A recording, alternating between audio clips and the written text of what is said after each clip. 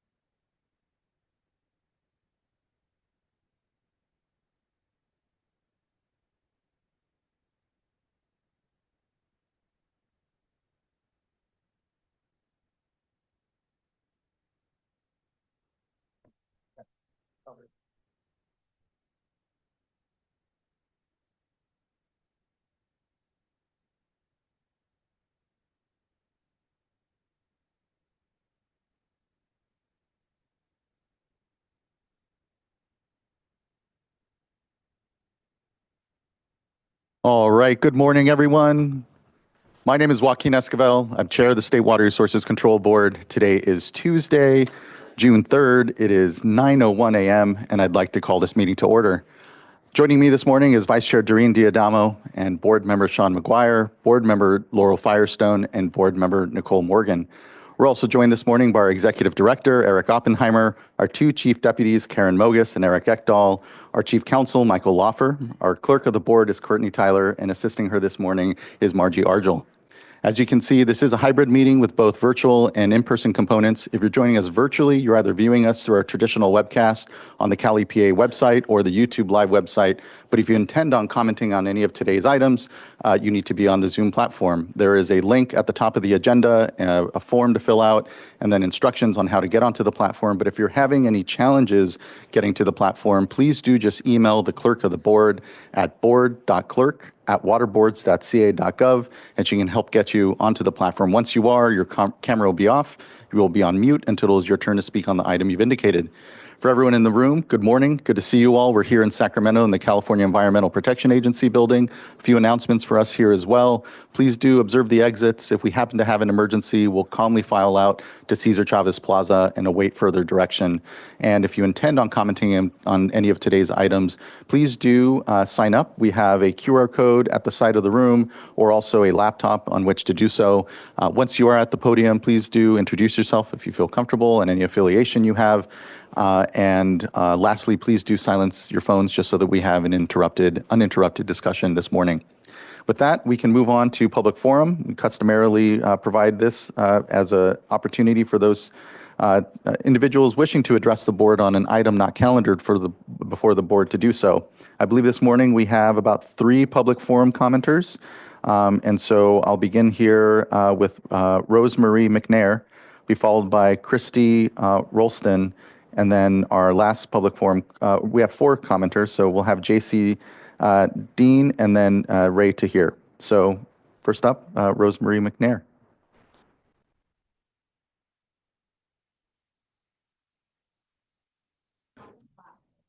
Okay, Ms. McNair, I don't believe you're currently on the platform. If you're viewing us through one of the webcasts, again, you do need to be on the Zoom platform. Please do just email the clerk of the board if you're having any challenges. I believe then our next commenter will be Christy Ralston. Good morning. Hello, Chair Esquivel and members of the board. My name is Christy Ralston, and I'm speaking on behalf of San Francisco Baykeeper. I'm here today, once again, to highlight the impropriety of including the voluntary agreements as part of an updated Bay Delta Water Quality Control Plan. As evidence, recent water operations by the Central Valley Project and the Bureau of Reclamation this spring made clear that such a path forward is untenable, as it relies on the good faith participation of VA signatories, which is uncertain to occur. As detailed in our letter to the board, dated May 16th, 2025, during its springtime operations at the Central Valley Project, the Bureau of Reclamation flouted several items of the 2024 NMFS BIOP and the 2024 CISA ITP, and took or caused the death of more hatchery winter run Chinook salmon than allowed. First, the CVP and SWP exceeded the annual loss limit for hatchery winter run Chinook salmon repeatedly in March and April.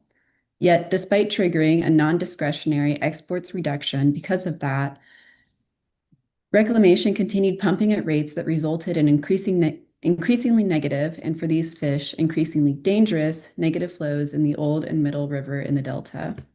Second, the project surpassed the 3-year rolling average loss for California Central Valley steelhead in early March. Yet Reclamation again turned a blind eye to these losses and did nothing to adjust its exports. Since then, steelhead loss has only continued to occur.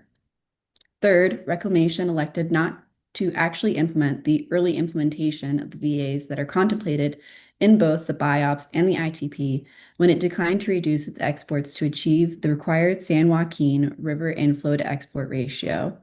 This ratio, part of the proposed VA Spring Delta outflow action, exists to protect and minimize impacts to covered species and ignoring them imperils an already suffering ecosystem.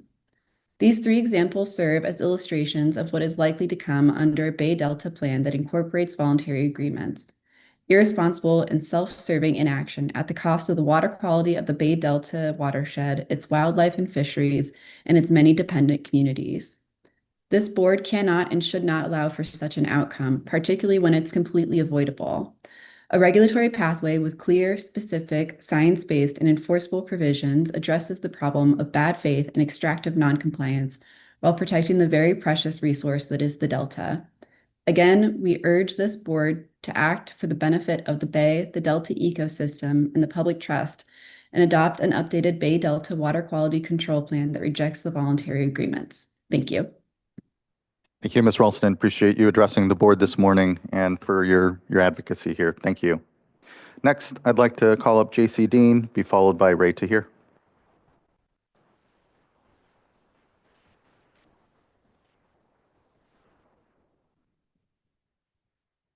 Good morning, Chair Esquivel and members of the board. My name is JC Dean. I'm an attorney with Stoll Reeves. I'm here today on behalf of our client, Analytical Environmental Labs, LLC, also known as AEL, in regard to... Apologies, Ms. Dean. Yeah. I just want to double check that your microphone Oh. is on and working.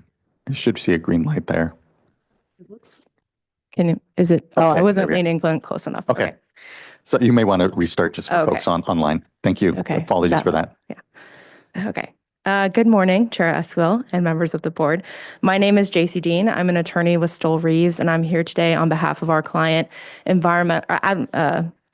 Analytical Environmental Labs, LLC, also known as AEL, in regard to its pending application for initial laboratory accreditation through the Water Board's ELAP program. In January of this year, AEL completed all its baseline requirements and submitted its application for initial accreditation to ELAP. Along with that application, AEL paid the required fee of approximately $15,000. It is important to note that accreditation is not issued when the fee is paid. The fee is required at the time of application and annually thereafter, and under current law, it's non-refundable, even if an application is denied. Our client, in fact, had to dip into retirement savings to pay this fee, fully aware that if ELAP were to deny the application, there would be no refund and potentially no ability to operate the lab or get income from the lab. It's been over 4 months since AEL submitted its application. ELAP has neither approved the application nor denied the application. It has simply done nothing at all. Under current law, there is no process that allows parties to challenge this type of inaction. The Health and Safety Code allows a petition for reconsideration to the board if there's a denial of the application, but nothing if no action is taken. If we contrast this to existing other programs with the state board, like 13320, it allows parties to petition the board for any action or failure to act if there's an issue with the regional water boards. This represents, in our opinion, a legislative gap. Other water board programs, like those governed by Water Code Section 1330, operate under mandatory timelines. For example, resolving petitions within 90 days. ELAP's absence of deadlines or accountability creates a due process problem. Small businesses like AEL are left in limbo. After paying tens of thousands of dollars in non-refundable fees, they're unable to operate, generate income, or move forward. Today, on behalf of AEL, we respectfully request the following. 1, that the state board investigate the delays and inefficiencies in ELAP within its accreditation process. 2, that the board undertake a regulatory review to address 2 key gaps. First, that ELAP should be required to respond to applications within a reasonable timeframe. And second, that labs should be allowed to petition the board for reconsideration not only of denials, but if there is inaction or a failure to act, just as aggrieved parties can do under the Water Code. And third, that the board consider reforming ELAP fee structure so that fees are not due until after accreditation is granted, or at a minimum allow for refundable fees if a permit is denied. Our client has now waited more than 4 months without a word from ELAP. They cannot operate the lab, they cannot generate revenue, and they're left with no clear legal remedy. All after paying nearly $15,000 in non-refundable fees funded from retirement. We thank you for your time and your consideration of these important issues that directly affect small businesses like AEL. Thank you so much. Thank you as well, Ms. Dean. I appreciate you elevating your concerns and the issues here. I know we have regular check-ins, I think a yearly and yearly check-in with ELAP folks, but we'll definitely follow up with the program here before that and appreciate the recommendations. I know there's also ongoing fee discussions. We have a yearly fee process that includes ELAP, and so those recommendations would be helpful there too, but we can shuttle those over. So Thank you so much. Appreciate it, Ms. Dean. Next, I'd like to call up Ray Tahir.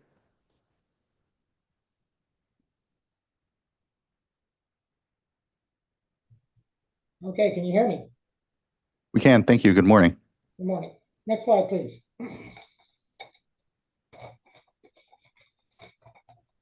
This is just a follow-up number of issues I raised before, starting with a letter to Michael Lawford, who I agreed to meet with regarding ex parte communication issues, which included a bunch of questions. You already have these questions. They are already packed in a letter that I sent to both the chair and the vice chair. So we don't need to rehash those things now. Next slide, please. Mr. Lawford, in any case, has not responded. And the reason is answering to any of them would destroy his opinion that ex parte communication as it relates to pending quasi-judicial matters such as MS4 and other MPDS permits is barred except during board meetings. Both Senate Bill 965 and Port of Cologne make it clear that communication from the public to the board pending a quasi-judicial matter may only be prohibited 14 days before the scheduled meeting. I say may because that is up to the discretion of the board to make that call, which it has not. Next slide, please. Next, I asked Mr. Lawford to provide evidence that he followed Port of Cologne section 13292, which addresses fairness and due process. He's only done so to a fragmented extent. Besides this, he's not addressed the issue of fairness and due process as it relates to his discretion to dismiss the City of Norwalk's petition challenging RB4's 2021 municipal MPDS permit. The dismissal was based on his very dubious use of operational law. He claims that if a petition is not responded to by the 91st day of petition submittal, it is deemed dismissed. But nothing in Port of Cologne makes any mention of this. Operation of law only applies to court stays of action per Port of Cologne section 13321. Although the state board has the discretion to deny a petition for review, it must provide a reason for the dismissal other than it chose not to do so by the 91st day. Next slide, please.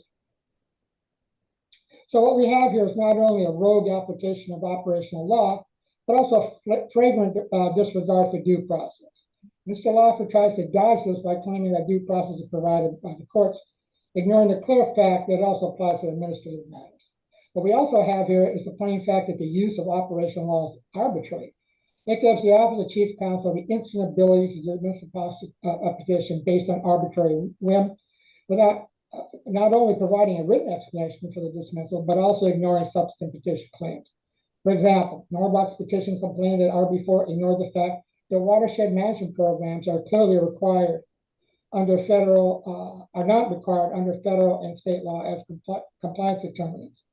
What the laws here require are the implementation of stormwater management programs in accordance with State Board Order 99-05, which was imposed on California boards by US EPA. It is doubtful that had the Waterkeeper raised this issue in a petition that the state board would have dismissed it. Next slide, please. Next, I submitted a public records request to Ms. Rebecca Fitzgerald asking when the water boards adopted the toxic metals and non-metals water quality standards and objectives and water quality criteria required by CTR. She responded by saying that the information could not be released until the PRA request criteria was met. That was several months ago. She should know by now that the criteria have not been met and therefore should release the information without delay. However, I should point out that I received a letter from her recently responding to the PRA request. The problem is that it didn't contain information I was seeking. For example, she sent me irrelevant information regarding bacteria TMDLs and trash TMDLs, which are not subject to any of the toxics. Next slide, please. Lastly, and I'm getting to the finish line here. Mr. Lawfer, without providing any detail, questioned the validity of the Supreme Court's decision in San Francisco versus US EPA, which applies to the water boards. The court said correctly, among other things, that compliance with WQ bills, that is TMDL waste load allocations at the outfall, not the receiving water, which has been the case all along. It also concluded that monitoring is not required in the receiving water, only at outfalls. As specified in Code of Federal Regulations, Code of Federal Regulations 122.26. The court further ruled that strict compliance with outfall limits is not required. Compliance is determined by the application of appropriate BMPs. This was also the outcome in Divers versus State Board in 2006, which the State Board should be aware of, the legal counsel should be aware of. Norwalk also raised these substantive issues in its rejected petition. Nevertheless, the water boards have required monitoring and water quality standard objectives compliance in receiving waters. As I mentioned, this resulted in permittees spending millions of dollars on worthless data, the data that could not be measured because there was nothing to measure it against. Next slide, please. Okay, here's a graphic example of what an outfall is, okay? And all compliance is determined here at the outfall, not in the receiving water, because it lies with, outside the scope of the MS4 components, such as streets, catch basins, swales, and things of that nature. In any case, that's about it. Thank you very much for your time. Thank you as well, Mr. Tahir. I appreciate your comments this morning, although we have significant disagreement, ongoing disagreement with your read of the law here, and appreciate, I know Mr. Lawfer has tried to engage with you. I don't know if Mr. Lawfer, you have anything further to state at this point, but appreciate your comments. I'll just say I will go ahead and send another letter to Mr. Tahir. You know, one of the challenges that we have is we send lengthy replies with citations to the code, explaining how different bodies of law interact with one another. And frankly, the response that comes back disregards that and repeats ad hominem. You know, there was one new thing in Mr. Tahir's presentation today. And again, the other issues will be addressed in the letter that will go back to him regarding the San Francisco versus US EPA. I'm not quite sure what he's referring to in terms of me questioning the validity of it. One, I haven't issued any opinions on it at this point in time. Certainly the water boards are addressing it. The decision is the law of the land with respect to interpretation of the Clean Water Act and with respect to how certain effluent limitations can be expressed or required in the under the Clean Water Act. But the various points raised in Mr. Tahir's bullet point on that actually had nothing to do with the Supreme Court decision that was actually issued. That decision did not concern receiving water monitoring. It was all about whether or not end result requirements, what some of us refer to as receiving water limitations, are appropriate in certain types of NPDES permits. So I'll address that in the email back to him as well, because I'm not quite sure what he was referring to there. Appreciate the response, Mr. Lawfer, and continue to engage with Mr. Tahir. Much appreciated, so thank you. All right, that wraps up what Mr. Lawfer just said. Thank you very much. Thank you. That wraps up our public forum commenters, and again, do appreciate folks that have addressed the board this morning. Now brings us to our first item of board business, which is consideration of the May 21st board meeting minutes, and look to my fellow board colleagues if there's any adjustments or movement. I'll move adoption of the board minutes. Thank you. I'll second. Thank you both. Ms. Tyler, can you please call a roll call vote? Vice Chair Diadamo. Aye. Board Member Morgan. Aye. Board Member McGuire. Aye. Board Member Firestone. Aye. And Chair Esquivel. Aye. Thank you. Thank you as well. Board meeting minutes are adopted. That brings us to item number 2, which is currently an uncontested item and still uncontested, it seems. Really appreciate all the good work that's gone into it. But if there isn't any further discussion or need to pull it off uncontested, I'm ready for a motion. I'll move item 2. Second. Thank you both. Ms. Tyler, please call a roll call vote. Board Member Morgan. Aye. Board Member McGuire. Aye. Board Member Firestone. Aye. Vice Chair Diadamo. Aye. And Chair Esquivel. Aye. Thank you. Thank you as well. Second item is adopted. Now brings us to a couple of informational items. The first being current hydrologic conditions and response. Invite up Ms. Bean. Good to see you this morning.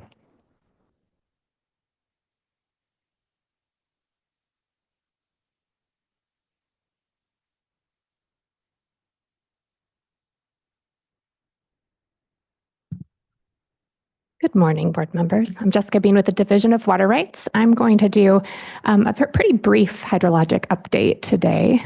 So we'll just give us 1 second and we'll get the PowerPoint going.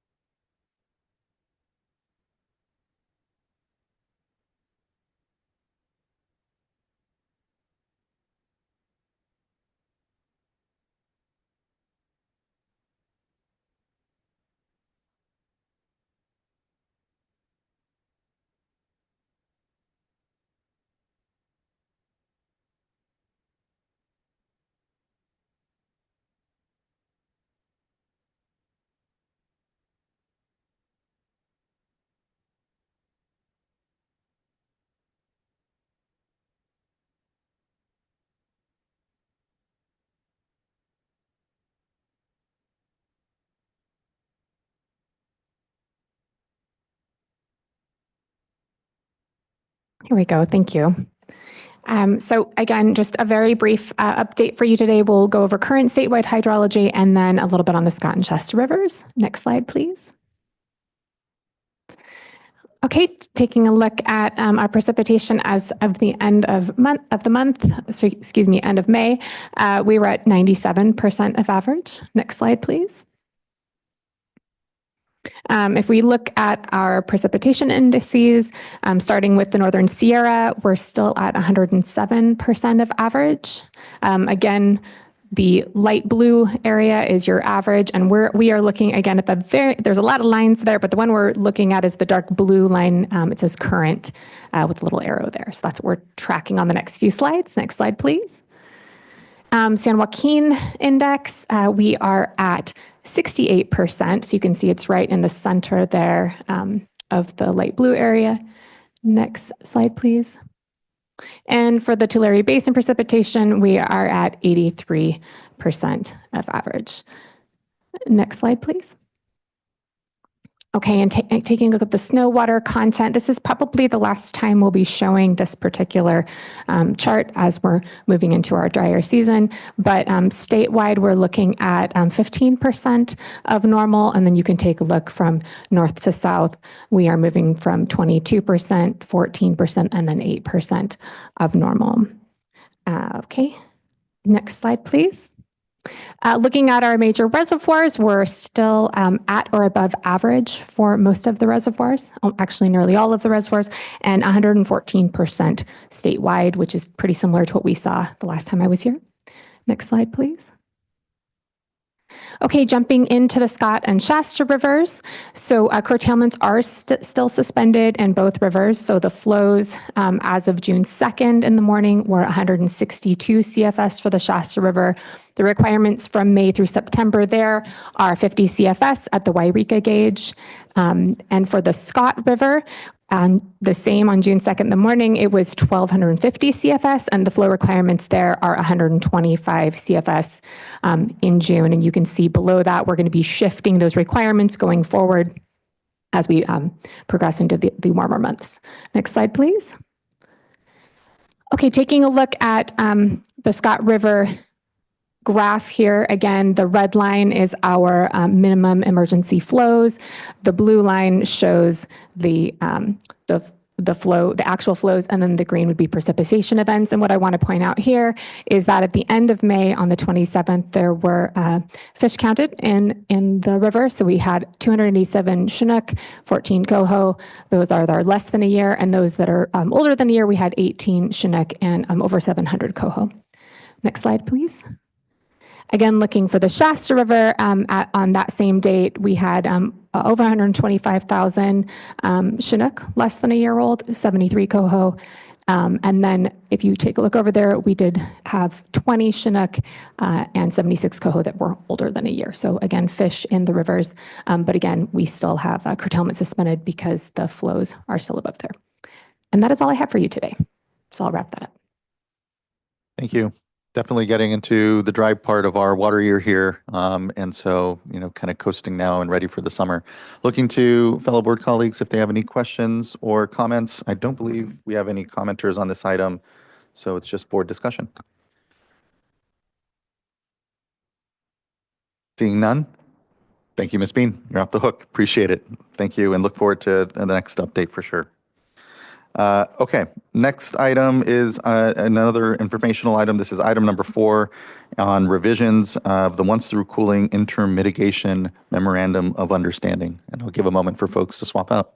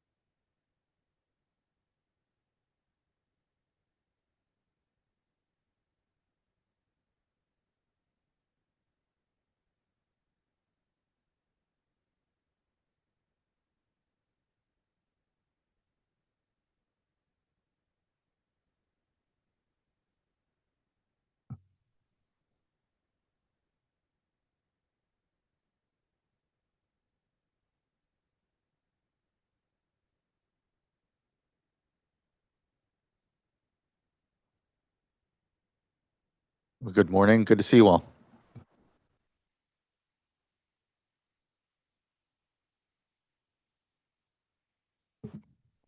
All right. Good morning, board members. Hope you all are doing well. Okay, my name is Jonathan, and I'm an environmental scientist in the State Water Board's Division of Water Quality. Today, I'm joined by my co-presenters, Ms. Jen Eckerly, from Executive Director from the Ocean Protection Council, as well as Amy Hutzel, Executive Officer of the State Coastal Conservancy. With us today, we also have Kat Fike, Rebecca Fitzgerald, and Catherine Hagan from the Office of Chief Counsel. And Rebecca is right behind us. Today, we'll be presenting on the proposed revisions to the Interim Mitigation Memorandum of Understanding on the Water Quality Control Policy on the use of coastal and estuarine waters for power plant cooling, which I'll be calling the Interim Mitigation Memorandum of Understanding, or MOU. And today, I'll be providing an overview on the proposed changes to the MOU, and my colleagues will provide an update on the use of interim mitigation funds. Next slide, please. All right, so quick background. The OTC policy states that the owner or operator of an existing power plant must implement measures to mitigate the interim impingement and entrainment impacts of cooling water intake structures. The 7 remaining facilities that have yet to achieve final compliance with the OTC policy comply with the interim mitigation requirements by making annual payments to the Ocean Protection Council and the State Coastal Conservancy for mitigation projects. A 2015 State Water Board resolution established the methods for determining the annual interim mitigation payments per the OTC policy, which commenced on October 1st, 2015, and continue up to and until the power plants achieve final compliance. These methods were revised by a 2024 State Water Board resolution, which updated the interim mitigation calculations to ensure mitigation payments continue to appropriately compensate for the interim impingement and entrainment impacts of cooling water intake structures until OTC facilities attain full compliance. Next slide, please. The Interim Mitigation MOU is a 2016 agreement between the State Water Board, Ocean Protection Council, and Coastal Conservancy that identifies the allocation of interim mitigation funds to the Ocean Protection Council and Coastal Conservancy. It also specifies how the Ocean Protection Council and Coastal Conservancy should accept and use interim mitigation funds, sets forth criteria for project selection, and outlines how the 3 agencies should coordinate internally and with the public. Next slide, please. All right, so the proposed updates to the MOU account for expected additional interim mitigation funding resulting from updates to the interim mitigation calculations. Many of the MOU's proposed revisions are responsive to comments received from the public during the 2023 OTC policy amendment and the project to update the interim mitigation calculations. Many of the revisions are also responsive to comments received from tribes during consultation on the project to update the interim mitigation calculations.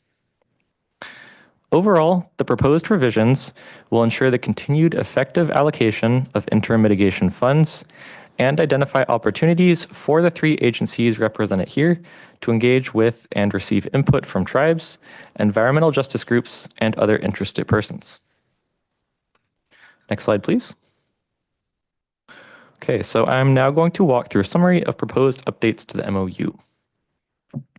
One proposed revision increases the amount of annual interim mitigation funding directed to the Ocean Protection Council from $5.4 million to $6.5 million. This enhancement is based on the increase in programmatic costs associated with the state's Marine Protected Area Network. The remainder of annual interim mitigation funds will be directed towards the Coastal Conservancy.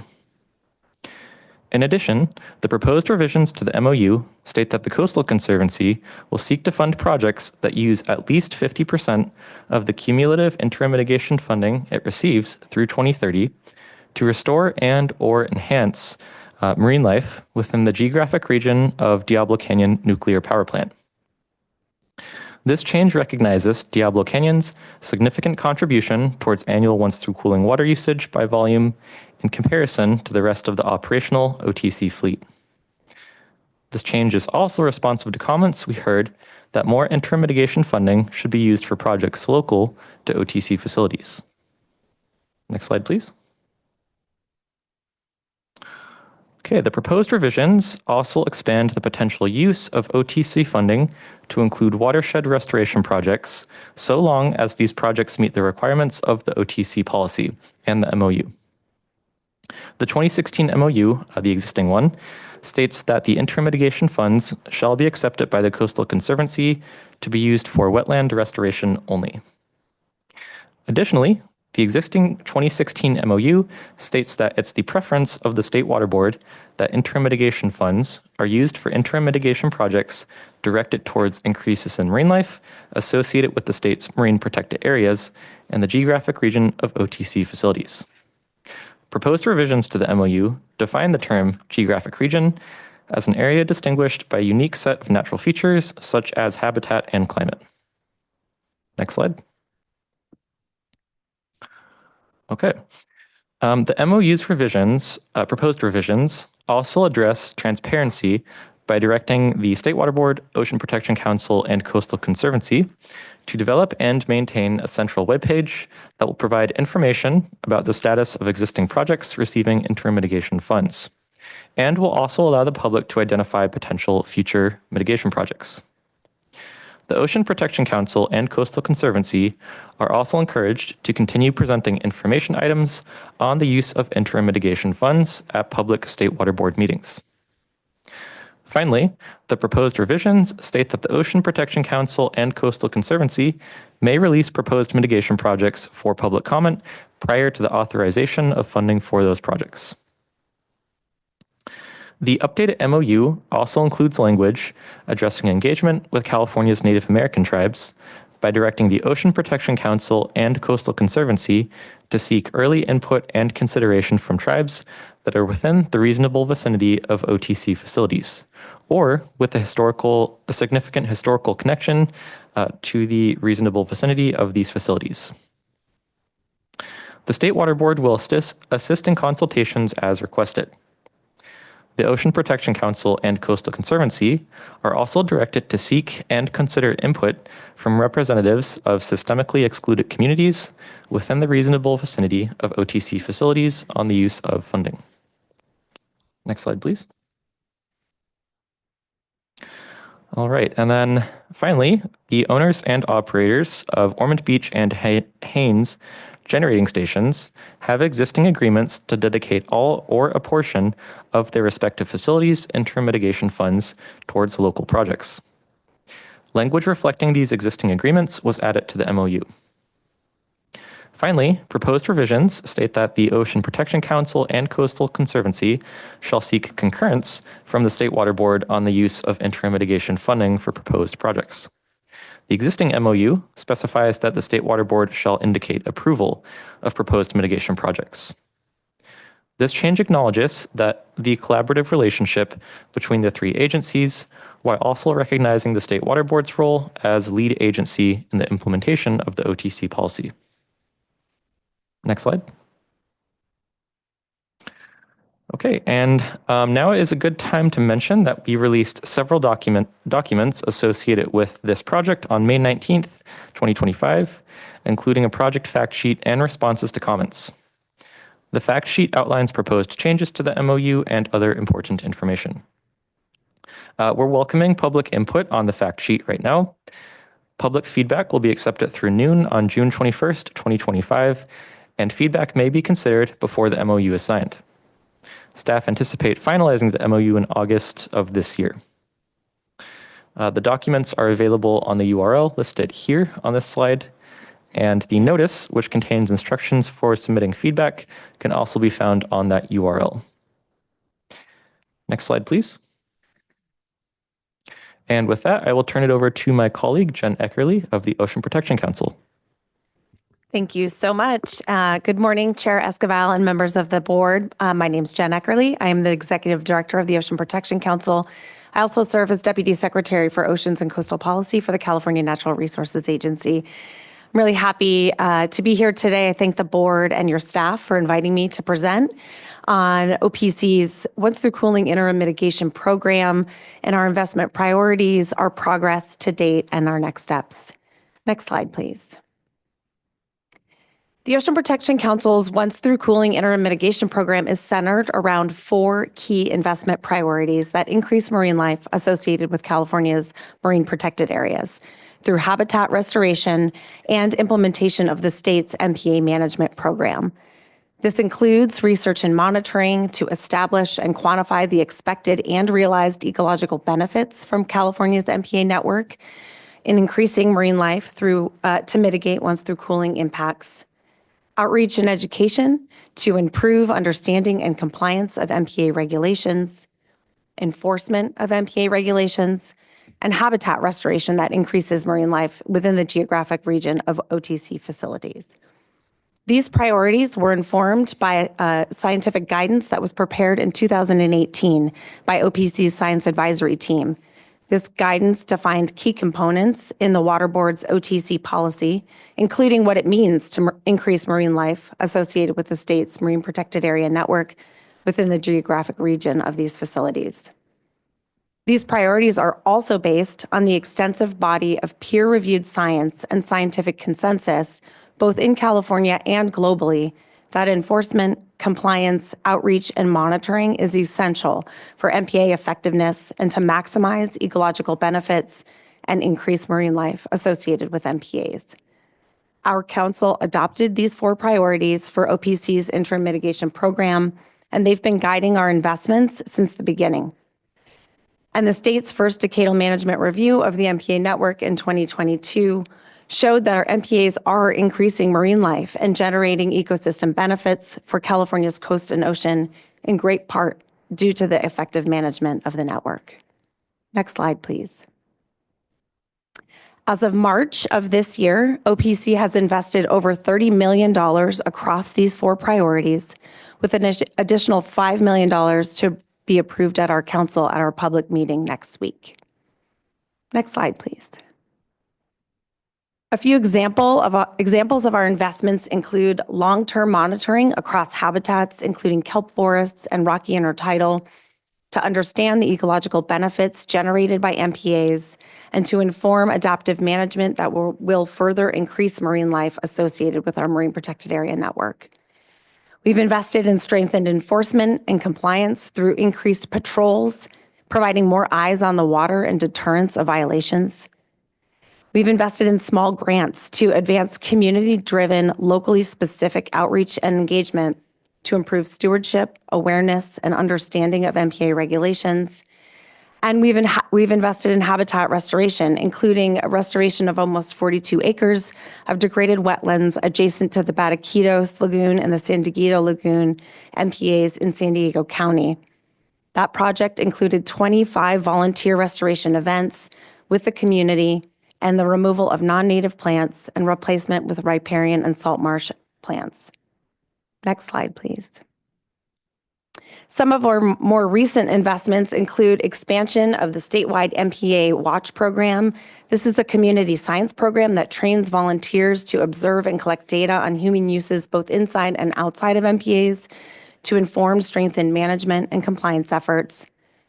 We've increased coordination and compliance and enforcement activities across partners outside of state government to leverage resources and maximize efforts at the local level. And we also invested $6 million to support habitat restoration at the southern Los Cerritos wetlands, complementing a previous almost $32 million investment by the State Coastal Conservancy and advancing essential planning, permitting, and construction activities to restore almost 104 acres of wetlands in Seal Beach in direct proximity to the Haynes generating station.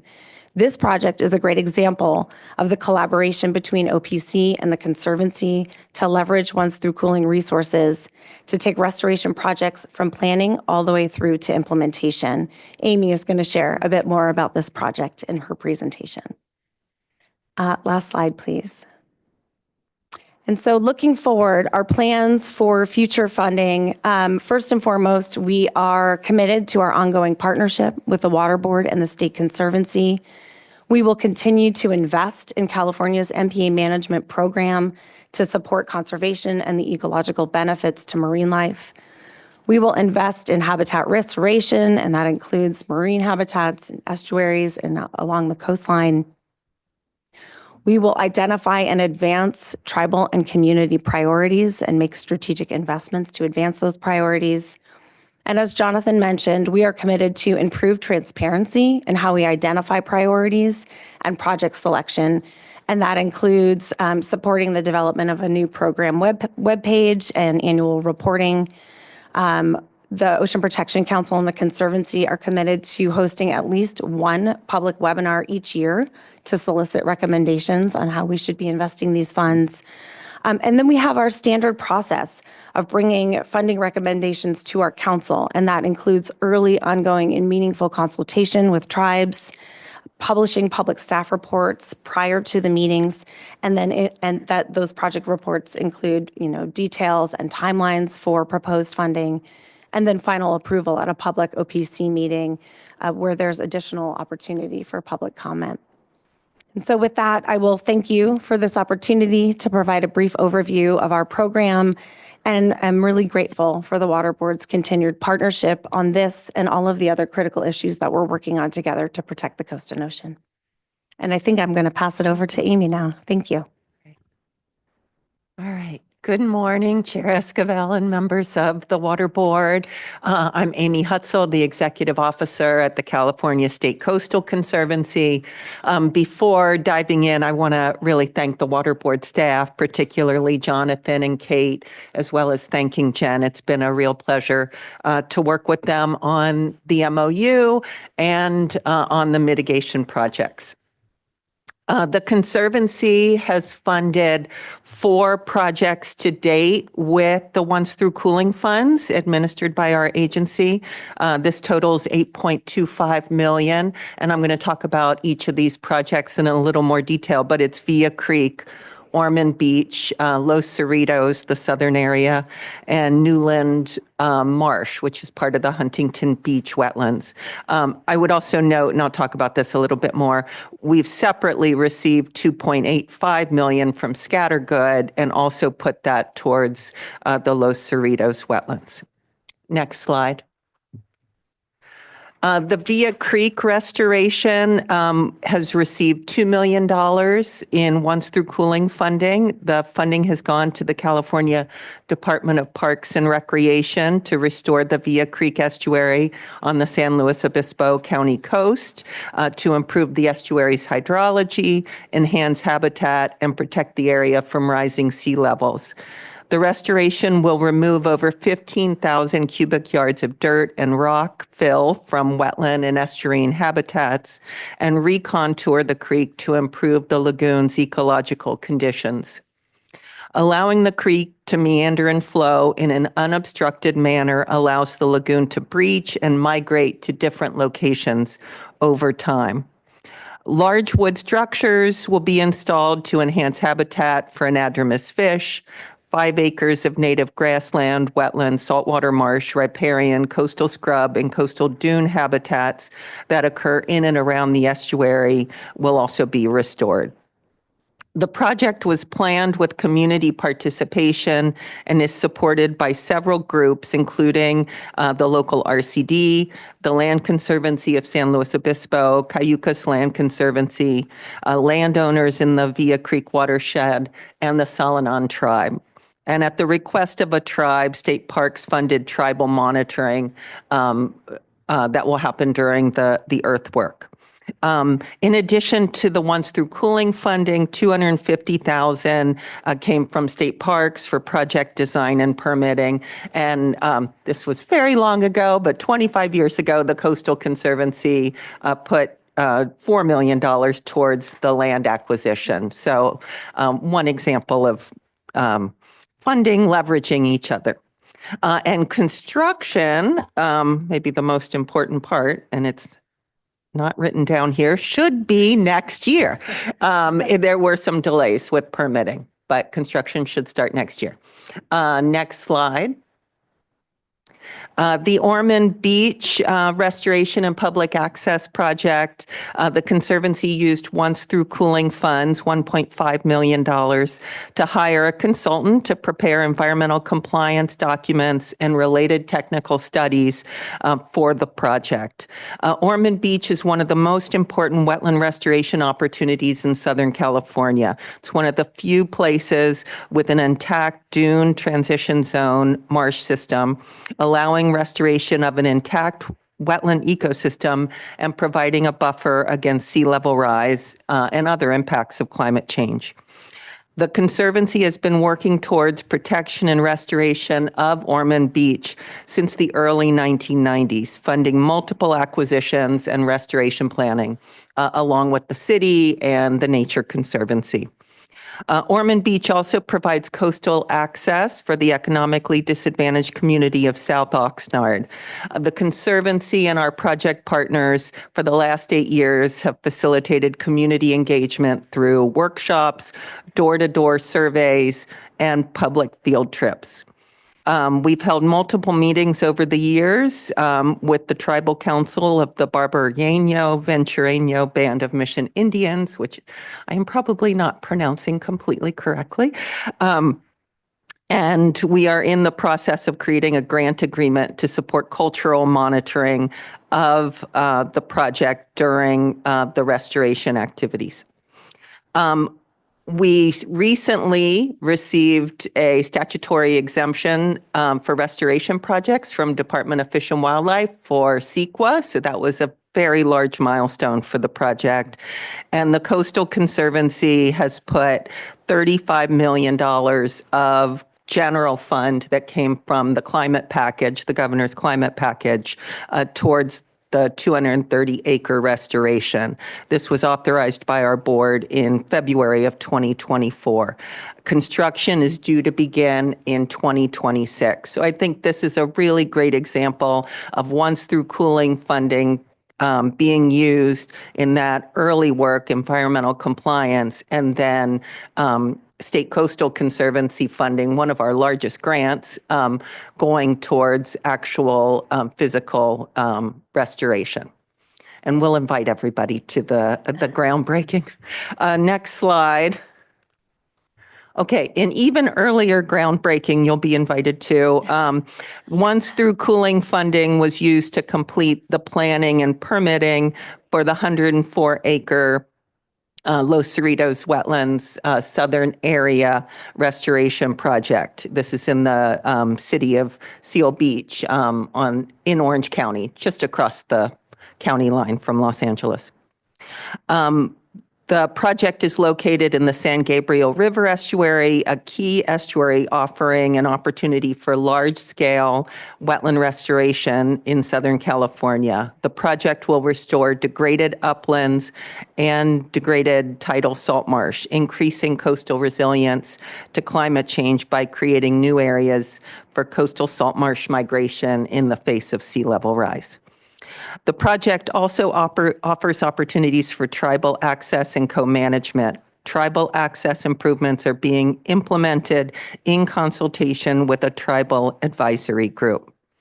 General public access features will include trails, a gathering place for stewardship programs, interpretive signage, and viewpoints. The CEQA was completed in the last year, and the Coastal Commission recently issued the Coastal Development Permit. That was a huge milestone. The total cost for construction is just under $26 million for the southern area. 3.6, as I already mentioned, was once through cooling funds from the Coastal Conservancy. $6 million was the once through cooling funds from OPC that Jen mentioned. 2.85 million came directly from LADWP for Scattergood, and that's what I was referencing earlier. So that 6, 7, 8, 9, 10, 11, that's about 12 million. And then the remaining 19 million is coming from general fund and greenhouse gas reduction funds managed by the Coastal Conservancy, again, part of the climate package from the governor. So again, a really good example of leveraging funds, and construction is beginning in fall of 2025. So very soon, and we are going to celebrate that. Next slide. Okay, finally, the Huntington Beach wetlands, Newland Marsh. The approximately 44-acre Newland Marsh property was acquired by the Coastal Conservancy and transferred to the Huntington Beach Wetlands Conservancy.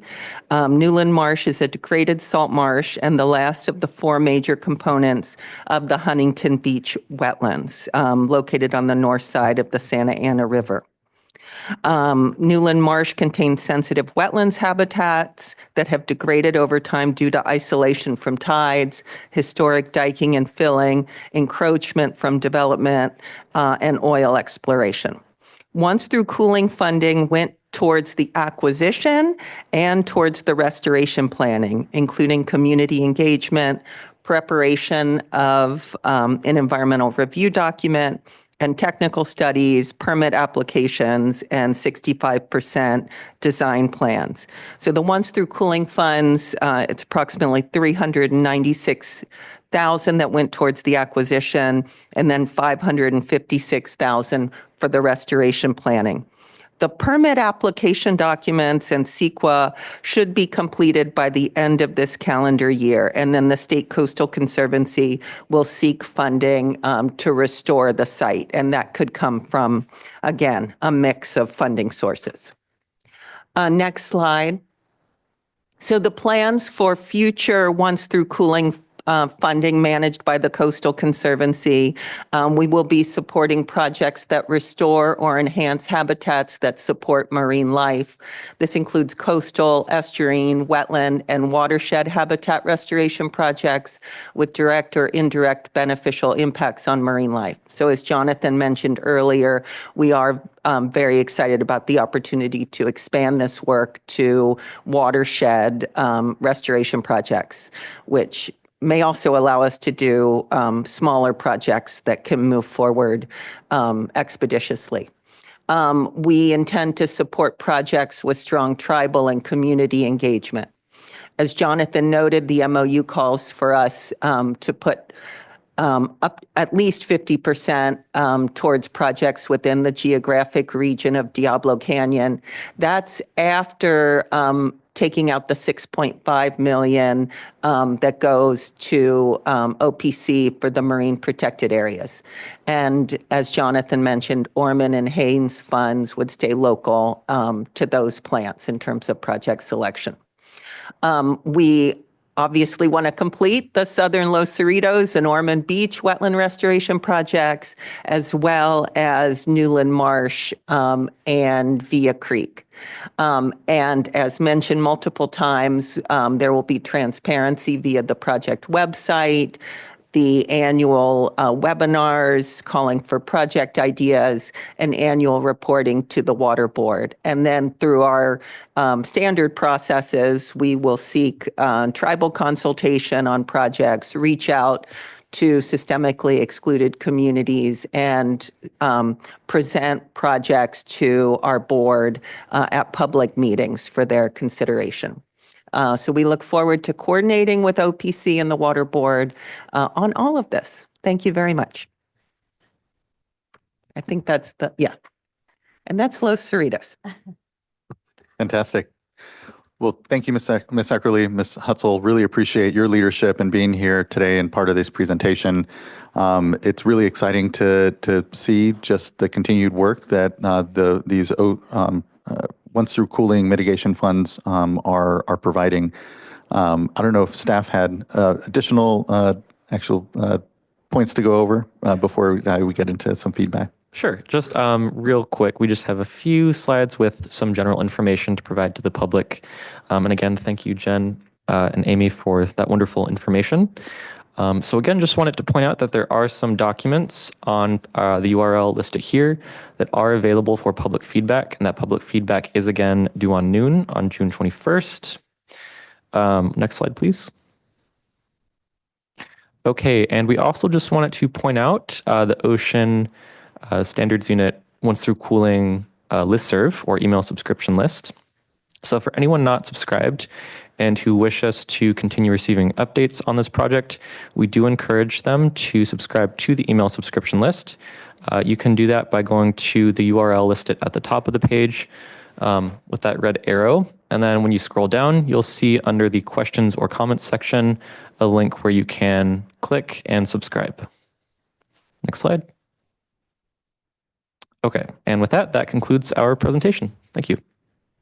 Much thanks. Really appreciate these updates to the MOU. I feel it's really reflective of the feedback that we were hearing through the course of our extensions, and just incredibly excited to be able to continue to support this work. I guess one of my main questions is actually knowing that, you know, as time goes on here, these mitigation funds will kind of be going away essentially, and just wondering what planning or thought has gone into, you know, kind of being able to figure out how we continue to be able to fund some of this work. I know there's other sources. This isn't the only source of funding for this, but knowing that, you know, that it has made the difference, I feel, on some of these projects, just kind of wondering what the thoughts or planning are for the future as you know, the mitigation kind of starts to wind down and as these final plants exit. Just wondering if there's much thought about what that future might look like. Yeah, I can talk about funding of restoration projects, and then Jen could talk about the MPAs. For restoration projects, it has been for many decades, and I think will continue to be, assembling a wide array of funding for any given project. So as I mentioned, couple of these projects really benefited from the governor's climate package, general fund, and GGRF over the past few years. With the passage of Proposition 4, the Coastal Conservancy will be managing about $950 million for coastal resilience and sea level rise adaptation. So over the next 5 to 10 years, you know, we'll have significant funding that we can put towards projects as it gets appropriated. And then maybe at some point there will again be federal funding that we can seek for these projects. NOAA and EPA, Fish and Wildlife Service, Corps of Engineers, others have been important sources of funding for coastal restoration. And I will just add, the climate bond really was helpful for the Ocean Protection Council as well. We received $135 million to support the breadth of our priorities to protect marine and coastal ecosystems, including our network of MPAs. I will also say that as part of our ongoing adaptive management we're really looking at how do we improve and streamline the efficiency of our monitoring. How do we leverage emerging technology and tools to really fine tune the program, where we're collecting data, how are we using that information to answer questions about how our MPAs are meeting the goals of the Marine Life Protection Act, what things can we be doing differently. So that's an opportunity to really maximize the funding that we do have in hand. And then I will also just highlight that we have this incredible network, both across state agencies and across communities in California, that are generating, this social infrastructure for the stewardship of our MPAs. And we're just going to continue to lean on those partnerships, both within the state and across the communities and with tribes. Really appreciate that. Yeah, I feel for so many of the projects and priorities we have out there, it takes multiple pots, and really, to your point, maximizing what resources we do have for all of this. So really appreciate that, and I know we're having similar discussions at the water boards around, how do we do better with monitoring? How do we leverage new technologies? How do we just make sure that as a basis for our decision making is as strong as it possibly can. So really appreciate that, Ms. Eckerly and Ms. Hutzel. Really appreciate your leadership, and again for joining us here as part of all this. And thank you to Ms. Fack, Mr. Dolan, Ms. Fitzgerald, Ms. Hagan, and the whole team. Again, really appreciate these adjustments to the MOU. I know this is just an informational item. We're not voting on it here, and will be approved later in the summer. But just even having this moment where coming to the public and explaining the changes and the great work that these investments are doing is really appreciated. So thank you. Looking to fellow board colleagues for comment, question, Board Member Firestone. And we do have a few commenters on public from the public here as well. So do you want to wait for? Okay. Well, let's get to our commenters. We have about 4 or so folks, 5 I believe. First would be Aubrey Fowler, be followed by Elma Del Aguila, then Odette Morgan, and our last commenter will be Aurora. Good morning. I'm Aubrey Fowler, South Coast Specialist and Policy Lead at the MPA Collaborative Network. Our mission is to empower communities to engage in MPA stewardship for a healthy ocean. And the contributions of our 14 locally based collaboratives to MPA management are officially recognized by the state in a Memorandum of Understanding. The Collaborative Network is a member of the MPA statewide leadership team, where we represent local perspectives and work closely with the Ocean Protection Council, Department of Fish and Wildlife, Fish and Game Commission, and other agency partners. Once through cooling, or OTC mitigation funding, is important for continued success of the MPA Collaborative Network, which provides a civic engagement platform for our over 1,700 members to engage locally in MPA stewardship. Collaboratives ensure the MPAs are not just paper parks by bringing people together across sectors to improve the ecological health and biodiversity of California's network of 124 MPAs, including those adjacent to the Southern California power plants and power plant off of Diablo Canyon, through locally focused solutions. Without the mitigation funds from OTC passed through our partners at the Ocean Protection Council, so much of this inspiring, powerful, and impactful work of the Collaborative Network and our members could not be done. OTC funds have supported several multi-year rounds of our MPA compliance initiative, which aims to enhance compliance with MPA regulations.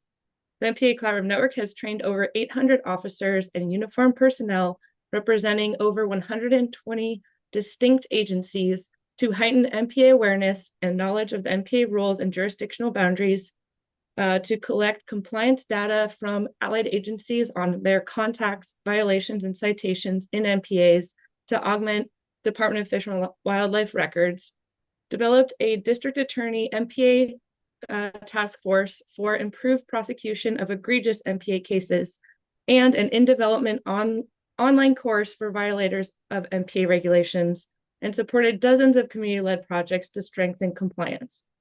OTC mitigation funds benefit MPAs and overall ocean health and biodiversity synergistically through the immense efforts of the Collaborative Network, paying dividends back to our shared ocean. MPAs and the people of California, including tribes and underserved communities and systematically excluded communities with whom we collaborate with by removing barriers, together facilitate this mandated increase in marine life, preserve ocean ecosystems, support the protection of coastal resources, and confer resilience to ocean stressors. We are grateful for the possibility of a future move to pass an increase in annual interim mitigation funding to the Ocean Protection Council and its grantees leading this important work, as well as to the State Coastal Conservancy. Thank you for your time. And thank you, Ms. Fowler. Appreciate your comments and engagement here on this item, but importantly, just the ongoing work that you and your organization are doing to connect to communities and connect to this work. It's really appreciated. Thank you. Next, I'd like to call up Elma Del Aguila and be followed by Odette Morgan and then Aurora.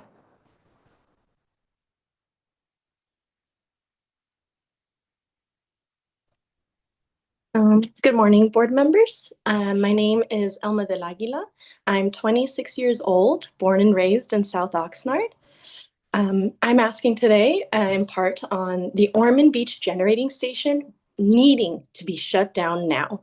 Time and time again, community members, such as my mother, my sisters, have spoken out in public comments, at community forums, at various state agencies, going back to our first public comment we did together in 2014 regarding how these one-time cooling plants directly harm our quality of life and our health. My community does not need more extensions. My community's health from being exposed to these inefficient polluting plants on a daily basis should be considered a priority, and we deserve having our voice heard and being part of the process. We deserve your consideration and access to our own coastline. Oxnard has one of the largest populations in Ventura County. We're made up of hardworking families, and yet we do not have coastal access. My family and I live just over a mile from the coast, but throughout my entire childhood, we felt the urgent need to go one city over to have access to a clean coastline. Our beach has often been ignored and told that we are not currently a priority for the state's energy needs. I ask you to look at your own vision statement here at the California Water Board, stating a sustainable California made possible by clean water and water availability for both human uses and environmental resource protection. Please follow through on your own principles and values of protection, sustainability, leadership, collaboration, education for South Oxnard residents. Do not ignore my community's cries for equal access to a clean coast, or our cries in protecting the Ormond Beach wetlands. My community wants to be included in decisions, and we want to be informed. I ask that you add a community engagement plan to intentionally speak with community on what happens after this dirty, one-time cooling, inefficient plant gets decommissioned, where meetings are done on days and evening times that allow working-class families and youth to participate and educate themselves. I ask you to release any and all studies for public review considering language access, as a large portion of South Oxnard residents are monolingual Spanish and Mixteco speakers, such as my own family. Millions in ratepayer dollars are being invested to keep outdated technology like the Ormond Beach plant built in 1968 to continue operating despite its failure to meet energy demands in September of 2024. Please use these funds to provide water availability to South Oxnard and finally decommission this dirty one-time cooling plant, along with restoring Ormond Beach wetlands and giving us clean coastal access. Thank you for your time. And thank you for yours, Ms. De La Aguila. I really appreciate your voice here in advocacy here. And thank you for your time and really for elevating the concerns of the community. It's really appreciated. Next, I'd like to call up Odette Morgan, be followed by Aurora. Hi, good morning. My name is Good morning. Moran. Good morning, and I'm a youth and young adult community organizer with Cause here in Oxnard. And thank you for your presentation earlier to share a little bit more on how these mitigation funds are currently being planned to be used. And we've actually come before you before. In 2023, a few of us went to Sacramento to talk with you, the water board, And we're disappointed when the water board enabled the extension of our power plant yet again. A few of us who have grown up with the Ormond Beach Generating Station as part of our backdrop for a lot of our big pivotal life moments, and really realizing that it's been and preventing us from really having coastal access, right? And apart from that, having so many negative impacts on our health as well as marine life and the nearby plants, and which is why I'm here to you today, because we as a community of Oxnard and Port Hueneme continue to fight to shut down and clean up the Ormond Beach Generating Station for the sake of our collective health and coastal access. As you know, and it's detailed in your presentation, OBGS is next to one of the last wetlands, and our families are overburdened with environmental justice injustices, experiencing impacts from industry, sea level rise, radioactive waste, and more. And through the years of engaging with our community, it is evident that we want to be a big part of this conversation. We want to be able to understand what these impacts are to our community, our marine life and health. And thank you so much for editing MOUs to include community edits on transparency. We want to hold you to that word. Please engage with us more. Share with us your stories or studies, in a digestible language and with many languages so that our community can understand and be part of this conversation in the way that we want to be. If I'm being honest, today is the first time I hear about all of the different engagement opportunities on how these mitigation funds are going to be utilized. And which makes me wonder, what more can we do to collectively make sure that our voices continue to be part of this conversation? As Alma mentioned, please release a community engagement a community engagement plan for us to set aside those dates and be able to participate along with studies so we can be fully part of the conversation. And it brings me joy to hear the presentation have a big elements of our collective community vision. But it breaks my heart to think about this vision to be broken once more if the Ormond Beach Generating Station is extended again. Please don't break your promise to us again, and help us not stand for another extension. Please do not enable another extension of the Ormond Beach Generating Station. Help us achieve our vision and restore our access to the wetlands, add access to the wetlands and restore them in the process. Let's fight for this vision together. Thank you. Thank you, Ms. Moran. I appreciate your voice here as well and the continued engagement and advocacy. I'll ask a question here of our folks. I know, we're here focused on the MOU changes, and what we don't thankfully have before us is a request for further extension of any of the plants. But when it comes to the decommissioning, then say of the Ormond Generating Station, is there a place to sort of insert some of these requests here for community engagement, or at least, kind of pass along to the property owners? Just kind of wondering what, if you can comment what that process might look like, just to better understand. Yes. Can you hear me? Okay, great. Yes, of course, we can pass along these comments to the owner and operator of Ormond Beach Generating Station. And I believe that at the time that we extended the OTC policy, there was a commitment to help with planning for decommissioning the site. So we can follow up on that as well. And just to double check, was your mic on, Ms. Fack, with a green light there? Yeah, it was. Okay. I think folks heard then. Yeah, we just want to make sure folks heard. Well, thank you. I really appreciate that. And it sounds like there is a sort of a hook, if you will, to circle back when it comes to the decommissioning of the plant and community expectations. So appreciate that. Next, we'll go to our last commenter, Aurora.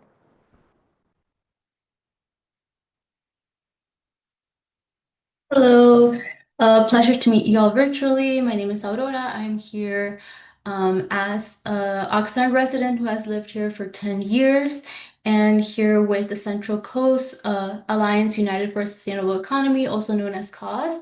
And like my colleagues shared, To provide some background, the Ormond Beach Power Plant is located in South Oxnard, and South Oxnard is in the 94th percentile of pollution burden.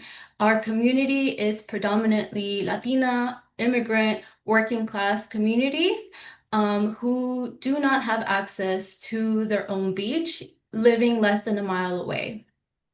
I understand that today in front of you, you are considering edits to the MOU, but I want to also highlight the importance of committing to the vision that has been outlined in your policies and committing to not extending the power plant yet again. It is important that you as the State Water Board continue to communicate with other agencies that have different decision-making powers over this power plant. It is important that you are aligned in your vision to not extend this power plant yet again, to ensure that projects like the Ormond Beach Restoration and Access Plan can fully thrive and be as effective as we've all talked about here today. I am really happy to see that the MOU considers edits around transparency and community input, but I really ask the board today to consider ways to meaningfully engage with community members. Really reflects on what this looks like and what does it truly mean to meaningfully incorporate and include community members. Community members should not have the option, but instead they should be a priority and their voices and their input should be at the forefront. Instead of considering this as a checking the box, it should be seen as a collaborative effort between agencies like yours or boards like yours and community members who live, breathe, play, work in these areas, whose decisions that you make ultimately impact their daily lives. It is important to continue to see this as an opportunity to collaborate and ensure that any information that your board members, your staff members see and are able to review is also presented and shared with community members with ample time to review. For example, giving an opportunity for community members at least 5 business days or more to fully review materials and have those materials and that information available and accessible to their native language. Again, like it has been shared in the past, our community is filled with so many different diverse languages, from Tagalog, from Mixteco to Spanish, English, and many more. And it is important that as the board, you do your due diligence to understand what these communities look like so there can be meaningful engagement.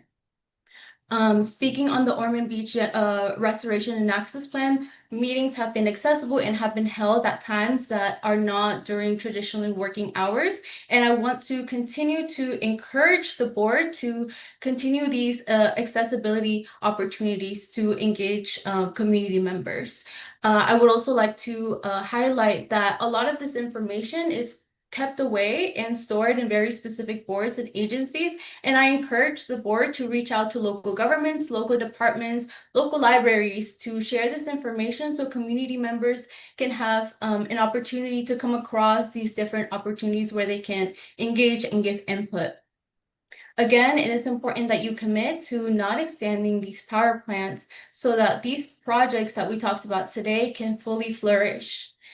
I appreciate your efforts and I look forward to ongoing conversations so that we can both see Ormond Beach be restored after the decommissioning of the power plant and the dismantling of these infrastructure. Thank you.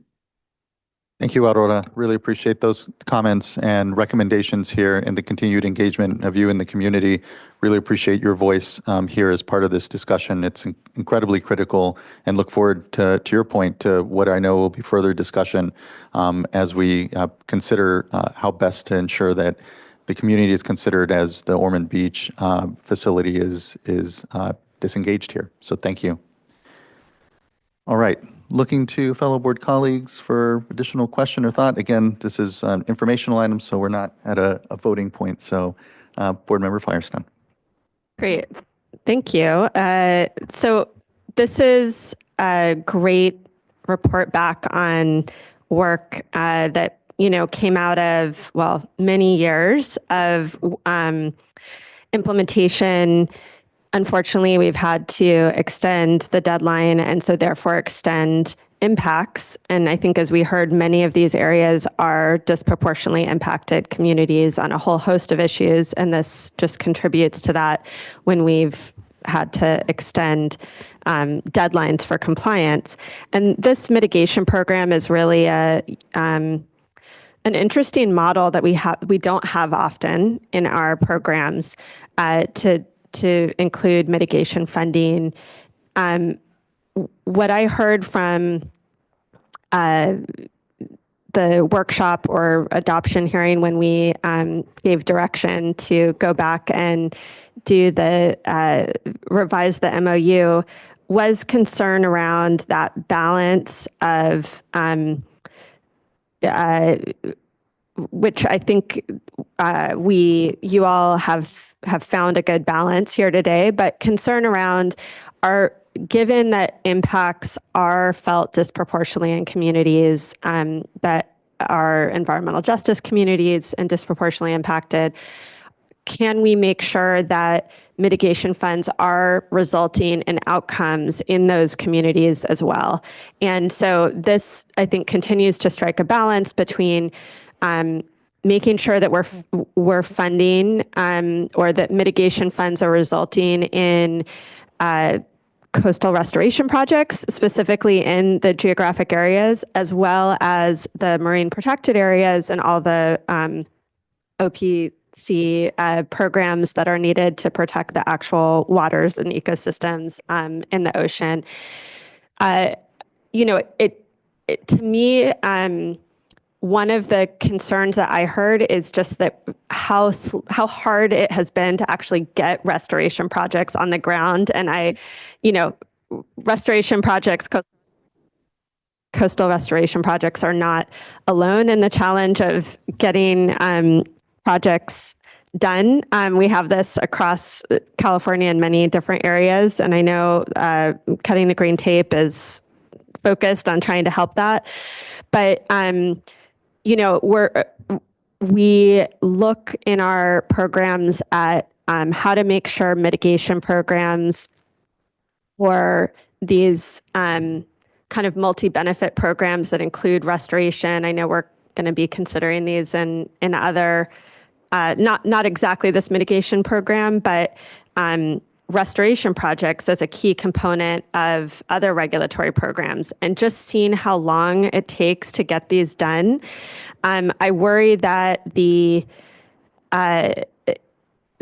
promise and the intent of what the mitigation programs are trying to do aren't living up to the promise and the intent that we have.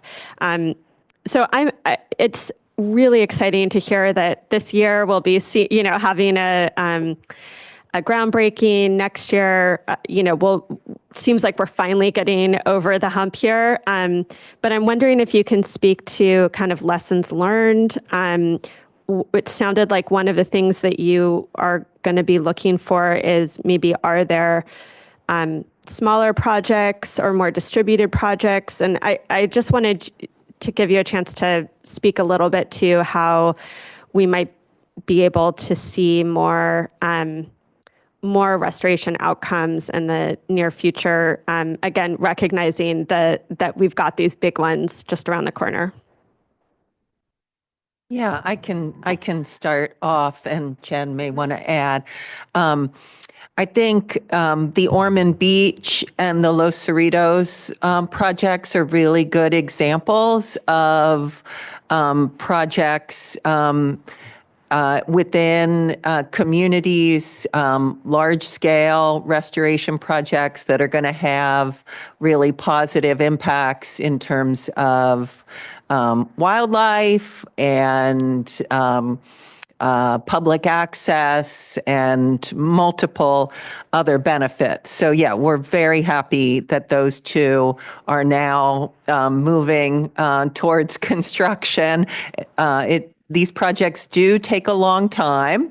I think there have been some significant improvements through the Cutting Green Tape initiative. I think, as I mentioned, getting the statutory exemption under CEQA through Department of Fish and Wildlife for Ormond Beach, that was tremendous. It probably saved us I mean, it could have been close to $1 million in terms of going through an EIR process versus getting the statutory exemption. And it saved time, probably a year or two.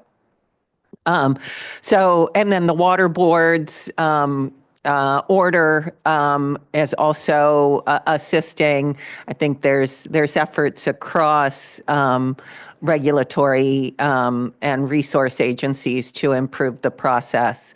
I think there is a tension with moving projects forward quickly while also having the community engagement and doing the tribal consultations and tribal involvement. So, we want to move these projects forward expeditiously, but there are many stakeholders who have ideas about how to make these projects the best they can be. And that takes time to do that. As I mentioned with Ormond Beach, we funded door-to-door surveys to ask people for opinions on the restoration and public access work in multiple languages. So that does take time. I think doing the smaller watershed projects could speed up project development. It also opens up a wider array of projects. And just yesterday, a PhD student from UC Davis sent me her dissertation on this exact topic. She looked at wetlands restoration projects in the Bay and Delta and interviewed dozens and dozens of people about where are the I don't think she put them as delays, but what is slowing down these projects? And number one was the regulatory issues. Number two were just physical obstacles to moving projects forward. I mean, there are certain rules of physics. Water seeks its lowest point, and infrastructure seems to be located in inconvenient places. There are many people looking at these issues, and I think we're making progress in terms of moving the projects forward quickly while doing so with engagement and with science. Great, thank you. And I'll just echo that that balance of that you spoke to of needing to, there's a reason that processes are created. We need to make sure that we're making these appropriate and responsive to community needs, and that requires engagement. And also we need to figure out how to get them done. And so appreciate all the thought and work you all are doing on that. And then just to say, I know we, the chair mentioned it would be great to get some update as appropriate on just where we are on this next phase of closure of the OTC projects and opportunities for oversight around engagement with the community. But I do feel like both the Coastal Conservancy and OPC have really shown a increasing and robust, particularly in the past few years, on engagement and underserved communities, access, and helping to develop projects collaboratively, both with tribes and underserved communities, and supporting that. Just want to continue to uplift that as something I know we want to continue to do as well on our end, and appreciate the thoughtfulness that's gone into this. Thanks. You're here, and thank you, Board Member. Board Member McGuire. Yeah, I'll just thank you for being here. Thank you for the update today. I think this was very timely to have this information item on the updates to the Memorandum of Understanding, and it looks for all intents that it's heading in the right direction, given the challenges that we're in and having to extend the OTC policy a few times now. I think this showcases our ability to pivot a bit and make the best of the situation that we have. And completely echo and agree on the comments on construction of the restoration projects. I know I've focused on that in the past and just really excited to hear that many of those are moving forward. And also just connecting all the dollars for me, painting that bigger picture and showing how we're really using we use the term leverage a lot, but it's true, really making these projects happen that wouldn't otherwise without bringing in all these different funding sources together. So thank you for really clearly describing that. And I also wanted to give a shout out to the Marine Protected Area work. It really was actually helpful to hear as well about the investments in compliance and enforcement and monitoring and community engagement. And it's a little less tangible. It's a little harder to see on the ground. But I think the way you described it was just really, for me, enlightening in terms of the benefits that we can see in the MPAs that are just so vital for our coast and ocean. So thank you for that. Thank you, board member. Much appreciation again for the responsiveness here and just the continued partnership across state agencies. There's just so much going on. And so just the opportunity here to hear all the work that the agencies are doing together here with the mitigation funds, but also just the potential to continue to do more is really appreciated. So many thanks. Thanks for the leadership. Thank you all again for the work here on the update of the memo and look forward to further update here. Thank you. Thank you. All right, let's go ahead and just give ourselves a quick 10-minute break as we transition then to our next item. Let's pull ourselves back together here. We'll do 8 minutes. Let's get back here at 10:40 and continue on, but give ourselves a quick morning break. Thank you all.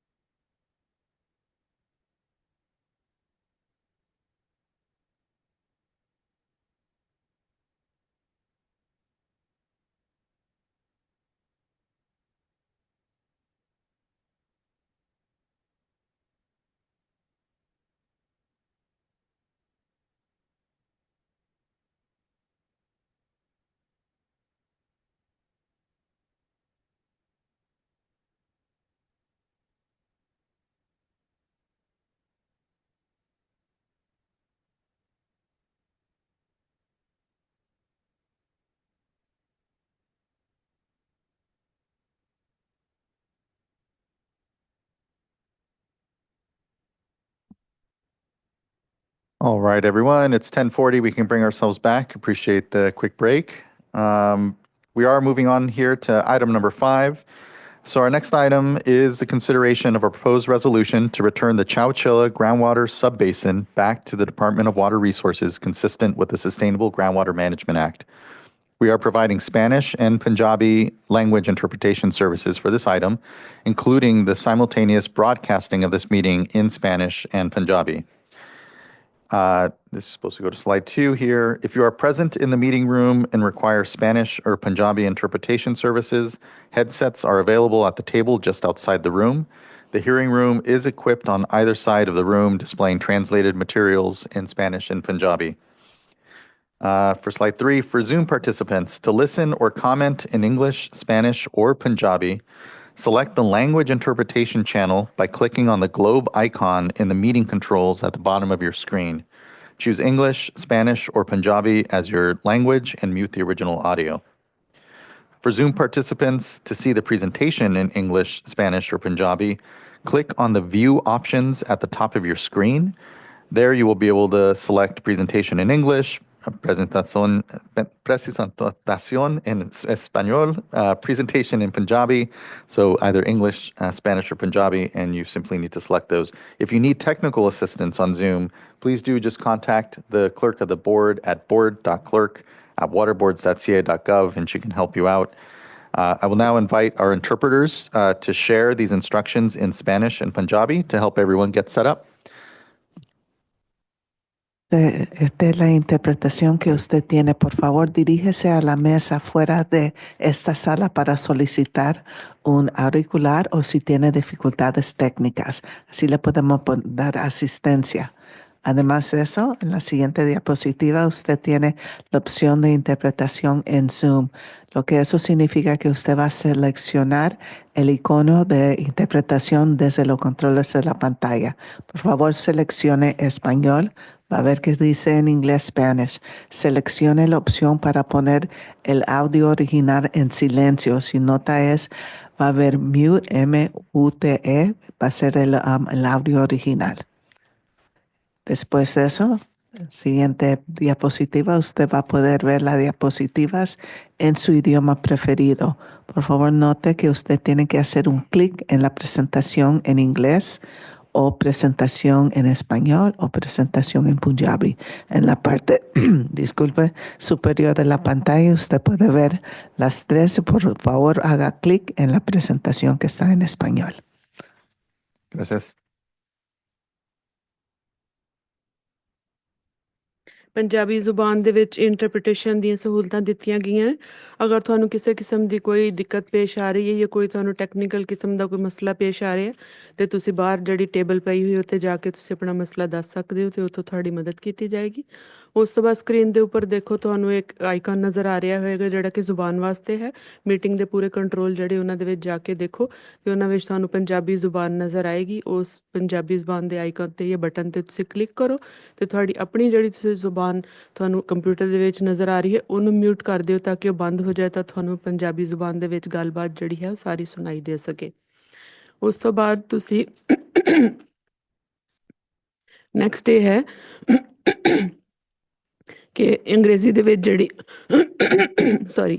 ਅੰਗਰੇਜ਼ੀ ਜਿਹੜੀ presentation ਦਿੱਤੀ ਗਈ ਹੈ ਉਹਨੂੰ ਜਾ ਕੇ ਤੁਸੀਂ click ਕਰੋ। ਉਹਦੇ ਨੀਚੇ ਤੁਹਾਨੂੰ ਨਜ਼ਰ ਆਏਗਾ ਇੱਕ ਬਟਨ ਜਿੱਤੇ ਲਿਖਿਆ ਹੋਏਗਾ ਕਿ ਪੰਜਾਬੀ ਜ਼ੁਬਾਨ ਦੇ ਵਿੱਚ ਜਿਹੜੀ ਗੱਲਬਾਤ ਹੈ ਉਹ ਤੁਹਾਡੇ ਵਾਸਤੇ ਪੇਸ਼ ਕੀਤੀ ਜਾ ਸਕਦੀ ਹੈ। ਉਹਨੂੰ ਦਬਾਓ ਜਿਹੜਾ ਕਿ ਸਕਰੀਨ ਤੇ ਬਟਨ ਨਜ਼ਰ ਆਏਗਾ। ਇਸ ਤੋਂ ਬਾਅਦ ਤੁਸੀਂ ਪੰਜਾਬੀ ਜ਼ੁਬਾਨ ਸੁਣ ਸਕੋਗੇ।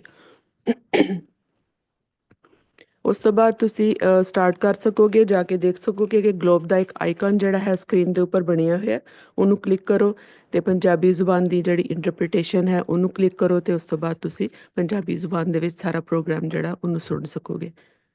ਸ਼ੁਕਰੀਆ। Thank you both.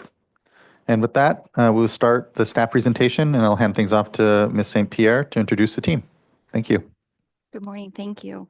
Good morning, Chair, Vice Chair, and members of the board. I am Brianna St. Pierre. I am the Assistant Director of the Office of Sustainable Groundwater Management, and I am joined today by Director Natalie Stork, John Coburn, Senior Engineering Geologist, and Aaron Feldhaus, Engineering Geologist, all with our office. as well as Jason Grimm with the Office of Chief Counsel, and Monica Salias, Deputy Director Paul Goslin with the Department of Water Resources Sustainable Groundwater Management Office. We are here today for the board to consider returning the Chowchilla Subbasin to the Department of Water Resources jurisdiction under the Sustainable Groundwater Management Act, or SGMA. In prior hearings, the board has voted on whether to designate a subbasin as probationary, a term developed by the legislature when they wrote SGMA. Today marks the first time the board will consider staff's recommendation for a subbasin to exit the state intervention process and return to DWR under SGMA. And with that, I will turn it over to John to begin our staff presentation. Thank you. Next slide, please. Thank you, Brianna. Here's our agenda for the staff presentation. We'll be discussing State Water Board SGMA intervention basics, Chowchilla Subbasin background, the State Board's SGMA process in the Chowchilla Subbasin, sustainability plan deficiencies and revisions, staff recommendations for the Chowchilla Subbasin, and lastly, DWR will discuss their role and resources. Next slide, please. I'll now begin our staff presentation with a brief overview of the basics of SGMA and state intervention. Next slide, please. 80% of Californians rely on groundwater for part or all of their water supply, making groundwater an important part of California's water portfolio.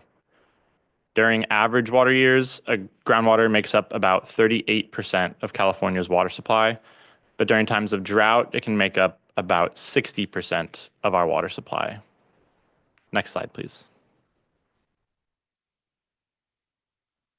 SGMA enables and requires local groundwater sustainability agencies, or GSAs, to address or avoid the overconsumption of groundwater in medium, high, and critically overdrafted basins. To achieve this, GSAs create groundwater sustainability plans, or GSPs, that clearly define key groundwater issues in the subbasin and strategies to correct them. GSAs must also submit annual reports that demonstrate their progress towards achieving sustainability goals. As GSAs gather more information about their basins, GSAs periodically evaluate GSPs to adaptively manage and improve corrective strategies in the subbasin. Finally, GSAs must achieve basin sustainability goals in 20 years such that a diverse and reliable water portfolio is available for future generations. Next slide, please. So what is sustainability? Sustainability means the basin is operated within its sustainable yield and does not experience undesirable results. Undesirable results are significant and unreasonable occurrences of these 6 indicators caused by groundwater conditions occurring throughout the basin. They include declining groundwater levels, which can cause dry wells or reduced productivity, increased pumping costs, increased costs of water, subsidence, and degradation of water quality. Loss of groundwater storage, land subsidence, which can damage infrastructure and waterways, seawater intrusion, degraded groundwater quality, which can cause chronic disease that could result in death, foul odor or taste in water, and can make water unsuitable for crops. Water treatment may be difficult and expensive, and degradation may require people to find alternative water sources. And depletion of interconnected surface water, which can reduce surface water available for human use, substantially transform or harm habitat and wildlife, or threaten recreation like fishing and hunting. What's important is that local agencies working at the local level define what is significant and unreasonable in their GSPs. Note that agencies don't have to address undesirable results already occurring before 2015. SGMA focuses on conditions 2015 and forward. Next slide, please. SWRCB prioritizes local groundwater management. If GSAs are unwilling or unable to sustainably manage groundwater in their basin, however, the board may step in to manage the basin in a process called state intervention or the board backstop. Both the Department of Water Resources, or DWR, and the State Water Board have roles in state intervention. DWR conducts the initial review of GSPs and makes determinations that may trigger potential state intervention and may provide technical input at the board's request. The State Water Board is charged with reviewing inadequate subbasin GSPs and determining if a probationary designation is necessary. State intervention may end when GSAs have corrected deficiencies in their GSPs. If the board designates a basin probationary, the board must collect groundwater extraction information and fees from pumpers in the basin. At the same time, GSAs continue to correct the issues that led to state intervention. If after at least 1 year of probation, GSAs still have not resolved the issues, the board may develop an interim plan to manage groundwater in the basin directly. Next slide, please. Now we'll discuss the Chowchilla subbasin. Next slide, please. The Chowchilla subbasin is a critically overdrafted subbasin in the San Joaquin River hydrologic region within California's Central Valley. The main population center in this subbasin is the city of Chowchilla with a population of 19,000. The subbasin covers approximately 145,000 acres or about 227 square miles. Next slide, please.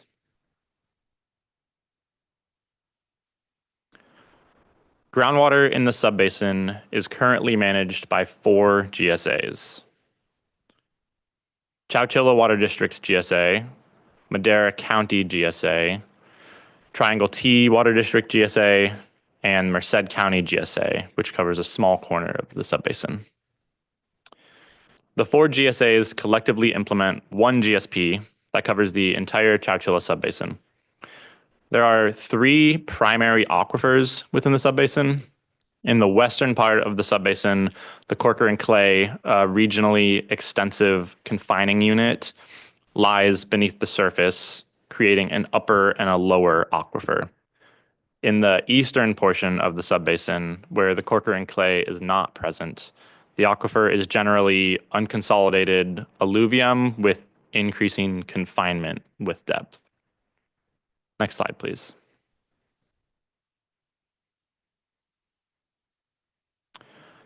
Agriculture uses the majority of groundwater in the subbasin.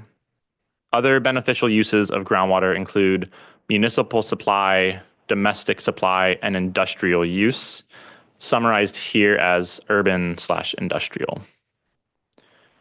Groundwater extraction can vary greatly by the availability of Central Valley Project water and other surface water supplies. However, in both wet and dry years, over 95% of groundwater in the subbasin is used for agriculture. This slide shows groundwater extractions from water year 2022, which was a critically dry year, and water year 2023, which was a wet year with increased surface water availability. Total groundwater extraction in water year 2022 was roughly 409,000 acre feet, while in water year 2023, there was roughly 96,000 acre feet extracted. Extensive agricultural pumping in the Chowchilla subbasin exceeded the natural and human-assisted recharge, which led to overdraft conditions.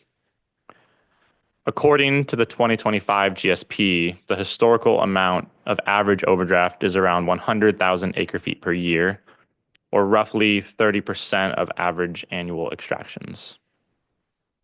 Next slide, please. In the Chowchilla subbasin, overdraft conditions have caused groundwater levels to decline for decades, as shown by the figure in this slide. This figure shows historical groundwater levels in wells found in DWR's periodic groundwater level measurements database and where data is available shows which aquifer the wells are screened in. We should note these data are incomplete due to data gaps in well completion report records and the current active or inactive status of a well, but we consider this data to be representative of the trend in the subbasin. This data shows that from 2000 to 2024, groundwater levels in the upper aquifer have declined an average of 2.7 feet per year, and in the lower aquifer, an average of 7.7 feet per year. Next slide, please.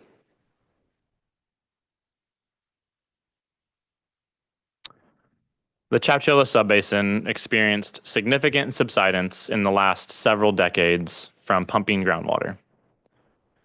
Subsidence within the subbasin is generally caused by extraction of groundwater below the Corcoran clay within the confined lower aquifer, and thus has historically been higher in the western portion of the subbasin. This map shows cumulative subsidence from June 2015 to October 2024. These values are calculated using satellite data called INSAR with an estimation error of less than 1 inch. These data show that over 5 feet of subsidence has occurred in some areas of the subbasin in the last 10 years. Next slide, please. We will now go over the State Board's SGMA process in the Chowchilla Subbasin during state intervention. Next slide, please.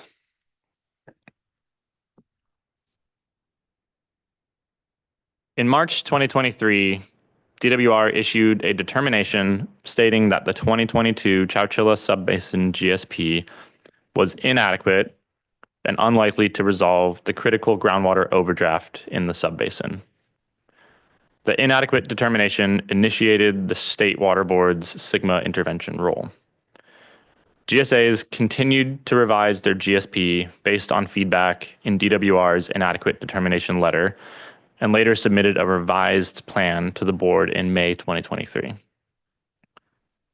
Board staff raised concerns and provided recommendations to the Chowchilla GSAs based on review of the May 2023 GSP. The GSAs were responsive to board staff concerns and submitted a revised plan in August 2024, which was adopted in March 2025 with additional revisions. In April 2025, the board released the Chowchilla Subbasin Staff Assessment, followed by a 4-week public comment period, leading to today's action item. Next slide, please.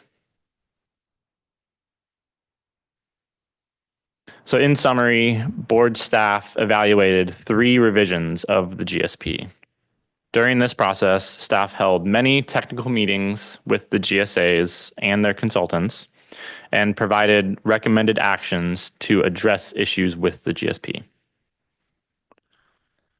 I will now hand it over to Aaron to discuss GSP deficiencies and revisions. Next slide, please. Thank you, John. In DWR's review of the 2022 GSP, DWR identified deficiencies related to chronic lowering of groundwater levels and land subsidence. Now we will walk through a summary of the 2022 GSP deficiencies identified by DWR in its inadequate determination letter and the changes the GSAs made to address them. Next slide, please. GSAs must consider the interests of all beneficial uses and users of groundwater. In the 2022 GSP, the Chowchilla GSAs did not consider impacts to public water system wells and state small water system wells at groundwater level minimum thresholds. Minimum thresholds represent a numeric value measured or calculated at a point in the subbasin that, if exceeded, may cause undesirable results. Some basins pair mitigation plans with sustainability criteria to avoid significant and unreasonable effects. For example, GSAs may allow impacts to some limited number of drinking water wells as the GSAs reduce overdraft. However, to make sure those effects aren't unreasonable, The GSAs would mitigate for those impacts by deepening wells or providing new sources of water to impacted users. The Chowchilla GSA's domestic well mitigation program excluded public water system wells and state small water system wells from assistance under the program. In the 2025 GSP, the GSAs addressed this by making public supply wells eligible for mitigation and created criteria for awarding funding over the program's funding cap in the event the situation occurs. Next slide, please.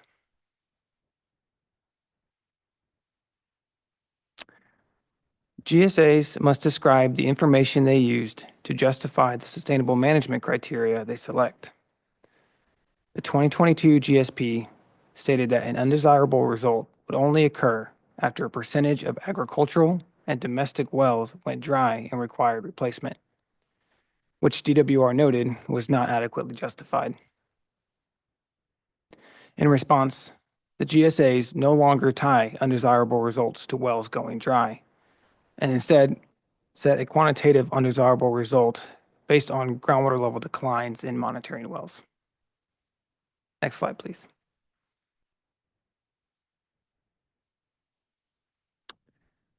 Further groundwater level declines can exacerbate subsidence, already a critical problem in the Chowchilla subbasin. DWR noted that the 2022 GSP groundwater level minimum thresholds could result in greater subsidence rates and cause undesirable results. The 2025 GSP raised groundwater level minimum thresholds to fall 2015 levels. The GSAs also set groundwater level measurable objectives at fall 2011 levels, which are, on average, 60 feet higher than minimum thresholds. Measurable objectives are specific, quantifiable goals that are established to achieve and maintain sustainability for the subbasin. Measurable objectives are generally more protective than minimum thresholds to allow for operational flexibility for the GSAs. Raising groundwater level minimum thresholds to 2015 levels is a significant improvement for the 2022 GSP. The change also addresses other issues, as discussed in future slides. The new, shallower minimum thresholds for groundwater levels should also better support the GSA's efforts to stop subsidence by 2040. Next slide, please.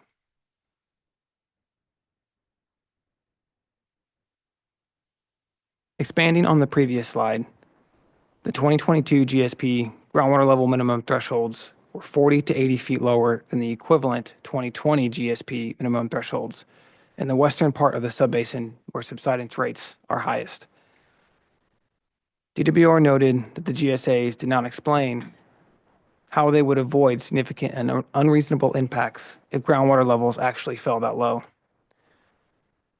The 2025 GSP revised the groundwater level minimum thresholds to fall 2015 levels to address this issue, which are on average over 40 feet higher than those established in the 2022 GSP, so a significant improvement. Next slide, please.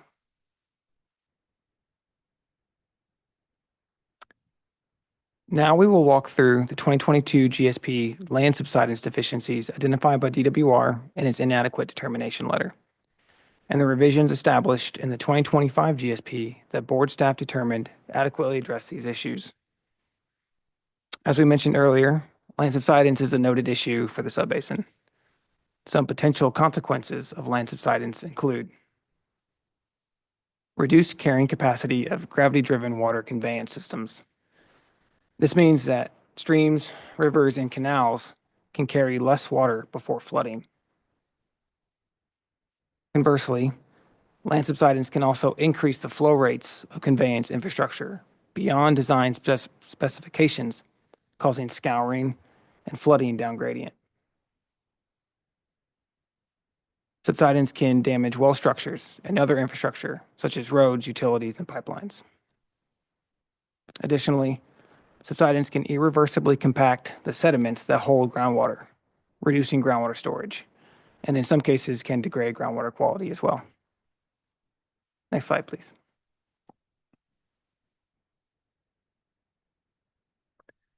GSAs must consider the land uses and interests that are likely to be affected by land subsidence. DWR noted that the GSAs did not establish a tolerable cumulative subsidence amount based on infrastructure beneficial users in the 2022 GSP. Board staff recommended the GSAs establish a cumulative subsidence cap that protects surface land uses within the subbasin. In response, the GSAs interviewed local infrastructure operators to determine how much subsidence would damage the most sensitive infrastructure.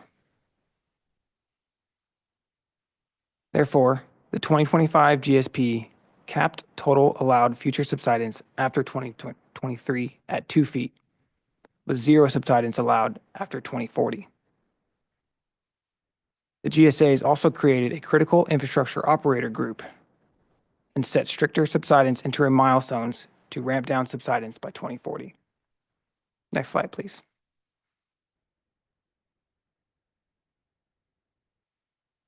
For managing for subsidence, GSAs must generally set minimum thresholds that describe a rate and extent of land subsidence. But GSAs may use groundwater elevations as a proxy if significant correlation exists. However, DWR found that the 2022 GSP was not able to demonstrate sufficient statistical correlation between groundwater levels and subsidence rates. The GSP also did not propose using measured land surface subsidence rates for setting sustainable management criteria. The 2025 GSP defines new subsidence management criteria that no longer use groundwater levels as a proxy. Minimum thresholds are now set at 0 feet of subsidence. Representative monitoring is now conducted using GPS benchmark units of the San Joaquin River Restoration Program, and the GSAs have a plan to install additional GPS sites. Next slide, please.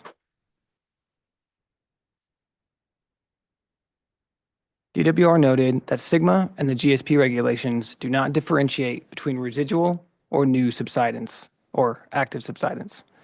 For context, residual subsidence occurs when there is continued sinking of land due to past groundwater extractions. The GSAs only proposed managing for subsidence caused by new pumping in the 2022 GSP. The 2022 GSP set minimum thresholds significantly lower than historical groundwater lows, which could cause additional subsidence to occur. The GSAs addressed this issue in the 2025 GSP by revising both the subsidence minimum thresholds and measurable objectives to 0 feet of subsidence after 2040. These revised definitions account for both active and residual subsidence.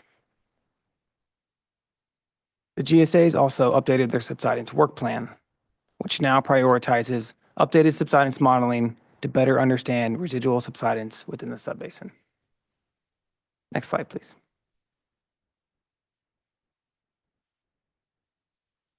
GSAs should implement management actions that are consistent with avoiding subsidence undesirable results across the subbasin.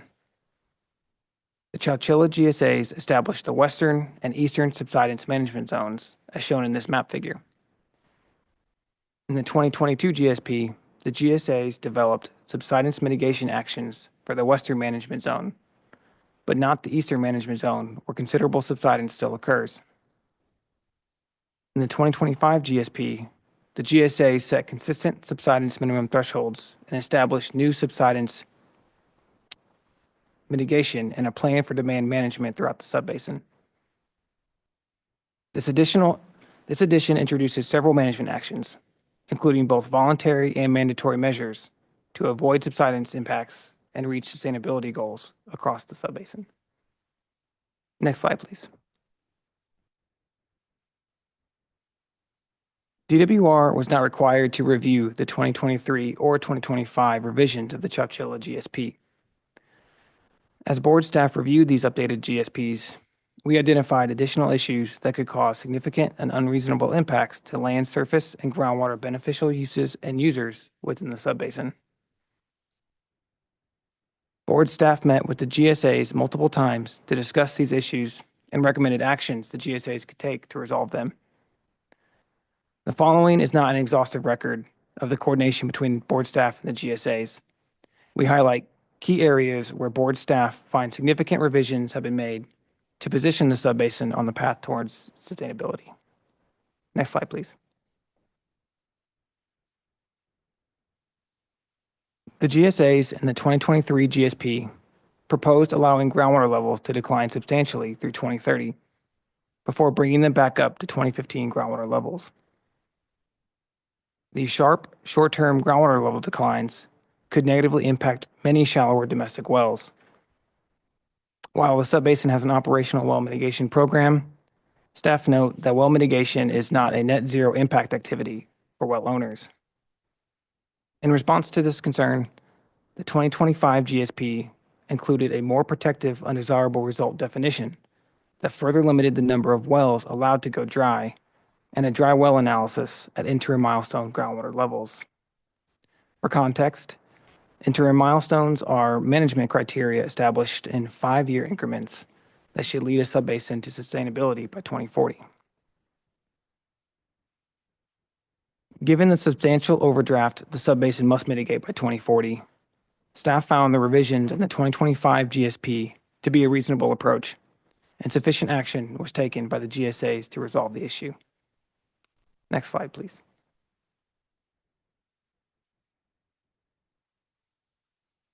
Secure funding for well mitigation programs is vital for protecting drinking water uses and users within the subbasin. The Chowchilla GSAs developed a domestic well mitigation program, but the program's funding sources were unclear in the 2023 GSP.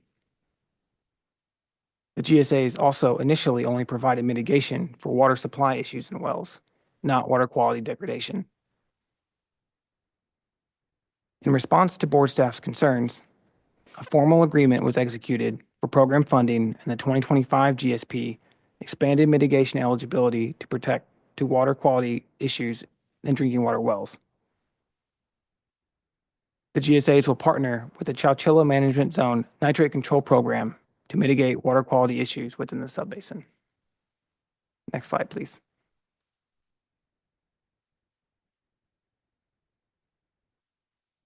According to the 2023 GSP, an undesirable result would only occur if subsidence exceeded minimum thresholds of 75% of monitoring sites. Board staff was concerned that this definition could still allow for significant subsidence. Staff also was concerned that GSAs did not have the data required to monitor subsidence rates, given they moved to a new way of measuring subsidence. In response, the GSAs defined undesirable results to be more protective. An undesirable result will occur if more than 2 monitoring stations in a management area exceed the minimum threshold for 2 years. The GSAs also revised their subsidence data gaps work plan in the 2025 GSP. One of the main tasks of the subsidence work plan focuses on collecting data the GSAs need to monitor subsidence rates. Next slide, please.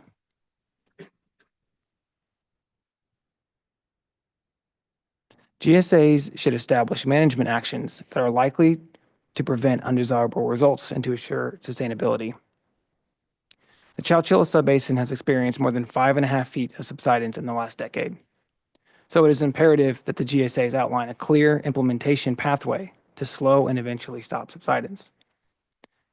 Board staff concluded the management actions in the 2023 GSP were insufficient and recommended the GSAs adopt more robust management actions that are capable of reducing subsidence. In response, the GSAs executed a formal agreement for both voluntary and mandatory demand management actions if required, with triggers currently in development. The demand management program will also fund mitigation for subsidence-related impacts. This program is expected to be implemented at the beginning of 2026. Board staff note that in a subbasin with significant subsidence, this really was a complex and important issue to resolve.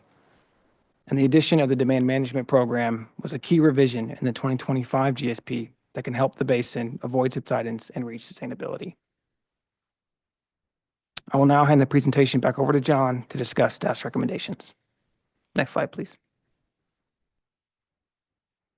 Thank you, Aaron. Now we will go over recommendations for the Chowchilla Subbasin. Next slide, please. Board staff determined that the changes made in the 2025 GSP are sufficient to return the subbasin to DWR's jurisdiction at this time.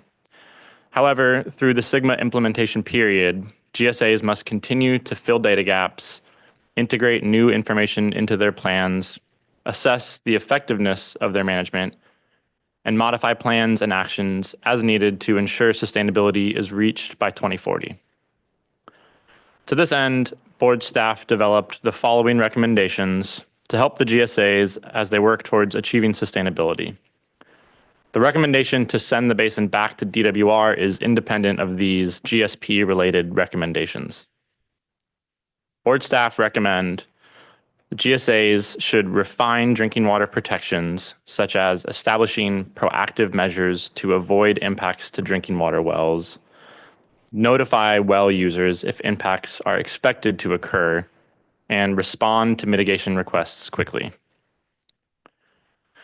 GSAs should update criteria and monitoring plans based on best available science, such as updating criteria in accordance with future DWR guidance, reassessing management criteria where water quality is already degraded, and sampling water quality in both spring and fall.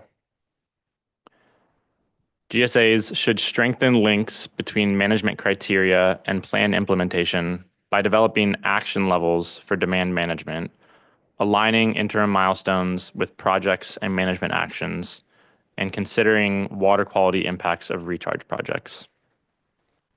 Next slide, please. The Chowchilla Subbasin Staff Assessment was released for public comment on April 25th, and the public comment period ended on May 23rd. We received no written comments on the staff assessment. Next slide, please. As shown in today's presentation, the Chowchilla Subbasin's 2025 GSP now has much more protective goals for addressing groundwater levels and subsidence, and made their well mitigation program more comprehensive. Additionally, the 2025 GSP demonstrates that the subbasin has a plan to reach sustainability while avoiding significant and unreasonable impacts to beneficial uses and users. Board staff conclude that the 2025 GSP sufficiently addressed staff's concerns and recommend that a probationary designation is not warranted and that the Chowchilla Subbasin be returned to DWR's jurisdiction. Should board members vote today to return the Chowchilla Subbasin to DWR's jurisdiction per the draft resolution, board staff can notify DWR with the letter included with the draft resolution. We will now hand the presentation over to Paul Goslin and Monica Salias of the Department of Water Resources to go over what could happen if the subbasin is returned to DWR's jurisdiction. Next slide, please. Thank you. Paul Goslin, Deputy Director of Department of Water Resources, Sustainable Water Management. Chair Esquivel, board members, thank you. It's a pleasure to be here. And it is somewhat exciting because this is a juncture of the I'd say the SIGMA journey. We've gone through a number of stages over the last coming up on 11 years of SIGMA implementation. And a lot of this is new. And this is absolutely another new novel step in the process. So, but what it does reflect is the process and the two agencies, the board and the department working together, and the board process working through the process of state intervention, that the process does work. So if the board does consider and take action on this, we will be taking this and running through our process again. And there'll be other steps in the future that there'll be other steps that will go through that are contemplated in the act, but this will be another important step. And I'm going to turn it over to Monica Salias, who will just briefly walk through what would come forward if Chowchilla does come back to the department. So thank you. Good morning. Thank you. Monica Slias, I lead one of the GSP review sections at the department. Next slide, please. I'll cover a little bit about the department's role right now. While the basin has been under state intervention, we have not reviewed the current GSP, and that was mentioned earlier. So it is uploaded to the Sigma portal. There is a tab that was created earlier this year. It is labeled State Intervention. And it is where those basins that are currently inadequate can upload their revisions. So Chowchilla did that. There is one public comment letter on there right now. The department has also not reviewed that. Should the basin come back to our jurisdiction at that point, we would review that public comment. So if primary jurisdiction is passed back to us, we will be consulting with the GSA, GSAs in this case, to verify if any additional information or tasks need to be performed prior to us starting our review. Once we initiate our review, we will be doing it over as indicated in Chapter 10 of Sigma, and we will be issuing a new determination, and so that would include the possibility of an approved, incomplete, or inadequate, as it lays out in Sigma.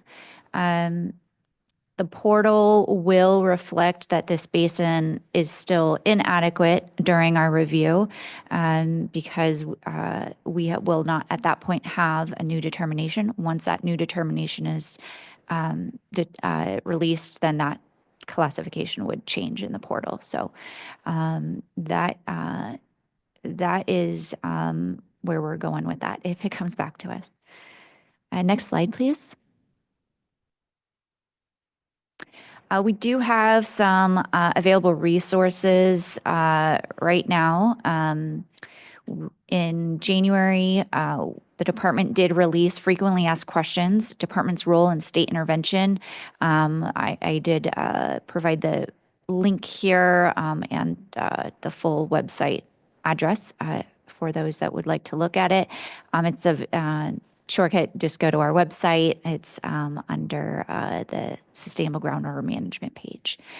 And then as mentioned, we do have the Sigma portal, which is where GSAs provide a large amount of information regarding their compliance with Sigma. So that is also available for public viewing. I'd like to add a couple thoughts to just because this can sound look very bureaucratic, like plans coming back and forth, and it looks like a very bureaucratic do loop, but it's not. We went through the initial review, and that was somewhat of I don't want to say black box, but we had to just review the plan as it was submitted, and a lot was happening in basins. And I think board staff can really describe that as they went through, and it's been a while since we've dealt with Chowchilla, and a lot's happened since then. And the board met with them over the last period, and a lot's happened since then. So we're going to be reviewing the plan, getting up to speed. We're also going to be having the subsidence BMP out. At the same time, we're going to be reviewing the plan, which is going to be enormously helpful for the basin, to understand as we interact with them in a more interactive way on understanding how they are implementing their plan and how that comports with the BMP. So as we move forward with Chowchilla and these other basins, it's going to be a lot more interactive to keep them on track and compliant with Sigma and on track to bringing the basin into sustainability. So really encouraged with the presentation and really looking forward, hopefully with board's consideration today. So with that, I thank you all. Thanks. We can move to the next slide and just have a few closing thoughts. Thank you, Paul and Monica. Again, board staff's recommendation today is that a probationary designation is not warranted and that the Chowchilla Subbasin be returned to DWR's jurisdiction. Next slide, please. So with that, thank you for your time, and that concludes our staff presentation. Thank you for, I know, the tremendous amount of work that's been going on these last years. A lot of appreciation to the GSAs who just rolled up their sleeves, got to work on working on the deficiencies DWR had identified and working with our staff to really ensure that we can have comfort here in this moment in this board's decision to be able to hand things back. It is incredibly dynamic as we implement the Sustainable Groundwater Management Act. And as has been noted here, this is the first basin that we're transferring back to DWR. And so just very appreciative of the joint learning we're all doing collectively on how best to go about this process, how to ensure that we continue to have our best foot forward collectively on what is a huge task, I know, at the local level here.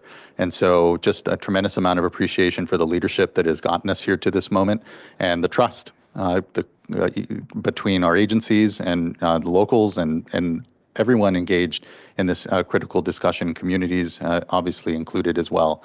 So just have a lot of appreciation. I know we have a number of commenters. I'll note that some folks had noted they'll comment only if necessary. I'll still call up your name. If you don't feel you need to speak, then you can indicate that as well. But just off the bat here, a lot of appreciation because again, we're all doing our best to manage through what is a complex and dynamic law and importantly, really complex and dynamic situations at the local level. And the leadership really shows here and just incredibly appreciated. Looking to fellow board colleagues if they have questions, comments off the bat. Not seeing none, not seeing any at this moment at least. Let's go ahead and we'll start calling up our commenters. First commenter will be Julie Freitas, be followed by John Davids, and then Peter Leffler.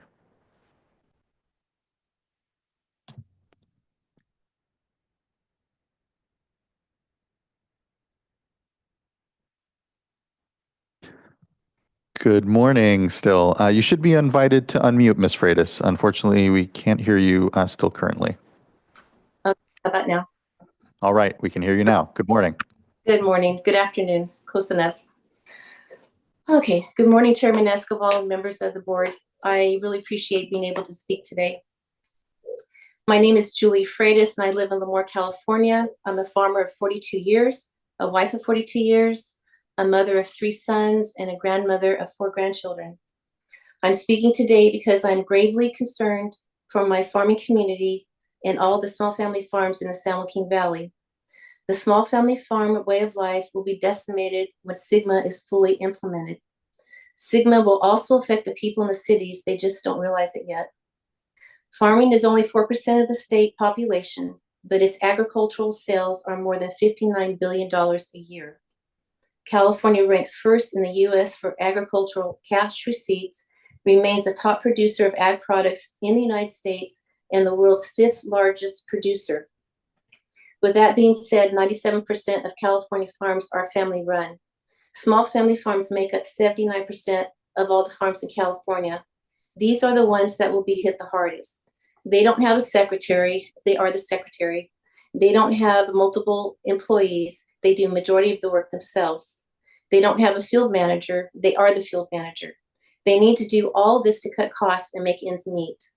The profit margin right now is very narrow with the soaring costs of utilities, fuel, supplies, insurance, with the added burden of their water being cut back. Not too many years ago, we would flood irrigate our ground. Yes, we would pump water, but it went right back onto the ground into our aquifers. Then we were encouraged by the state grants to go to drip. We do not get the same benefit with drip than we did with flooding. Now the water is pumped, diverted to other areas, sold down south, never to return and fill our aquifers. This has been going on for many, many years. There are 29 water contractors that pay 100% of their water contracts, regardless of the amount of water they are granted. Most will receive 40% of their contract, even though they paid 100%. DWR reduced the state water pumping down to 6% of capacity. The state could capture, convey, and deliver 100% of SWP's contractors' water but won't because of existing law intended to recover the now. Apologies, Ms. Freitas. If you don't mind pausing for a moment, your comments are being interrupted. I think we have some crosstalk happening from our interpreters. Okay. Tell me when you're ready. Sorry, just one moment so we can get that to be.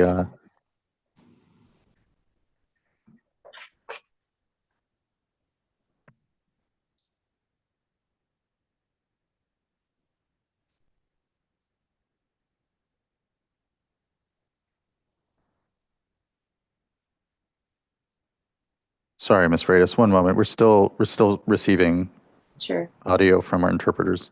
That's fine. I'll wait. No worries. Okay, thank you. Mhm.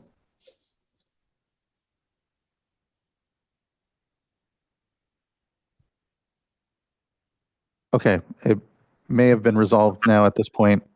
So please do continue, and apologies for interrupting you, Ms. Freitas. That's fine. Thank you very much. The state could capture, convey, and deliver 100% of SWP contractors' water, but won't because of existing laws intended to recover the now invisible smelt. SWP water supplies 27 million citizens and 650,000 acres of the world's most productive farmland. Over 12 million acres of fresh water has been allowed to become unusable saltwater so far this year. This is not the most beneficial use of our precious water. With 30 years of pursuing policies of sending more and more water to the ocean, particularly in wetter years, this has produced little tangible improvement to the environment of the Delta. We need both the state and federal government agencies to work together to change these out-of-date regulations. The farmer is being hammered on all sides. We grow the food to feed our nation. What are we going to do when our farmers go broke? Where are we going to get our food from? Other countries? When there is a famine, and history teaches there will be one, we as a nation will be cut off. The farmer uses water and grows abundant crops. These crops provide not only food and nourishment for the nation, but much needed oxygen for our environment. They also provide national security to keep us safe with plenty of clean foods to eat. Farmers are not the problem. Laws are passed without the expertise of ag-related knowledge, i.e. the farmer. You run your data on a computer, and we run ours in everyday life of farming. There is no comparison. As I see it, farmers supply three vital components to our nation and our society. They are clean food, oxygen, and national security. All we need to do is add water. Thank you. Thank you, Ms. Freitas. Appreciate your comments here and contributing to today's discussion. Much appreciated. Thank you. Next, I'd like to call up John Davids to be followed by Peter Leffler.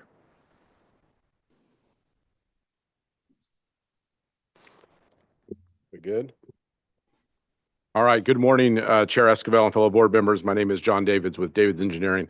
I can say that this room hasn't always made me feel comfortable, but hearing Ms. Bean's water supply report as an old recovering water manager, that made me feel right at home.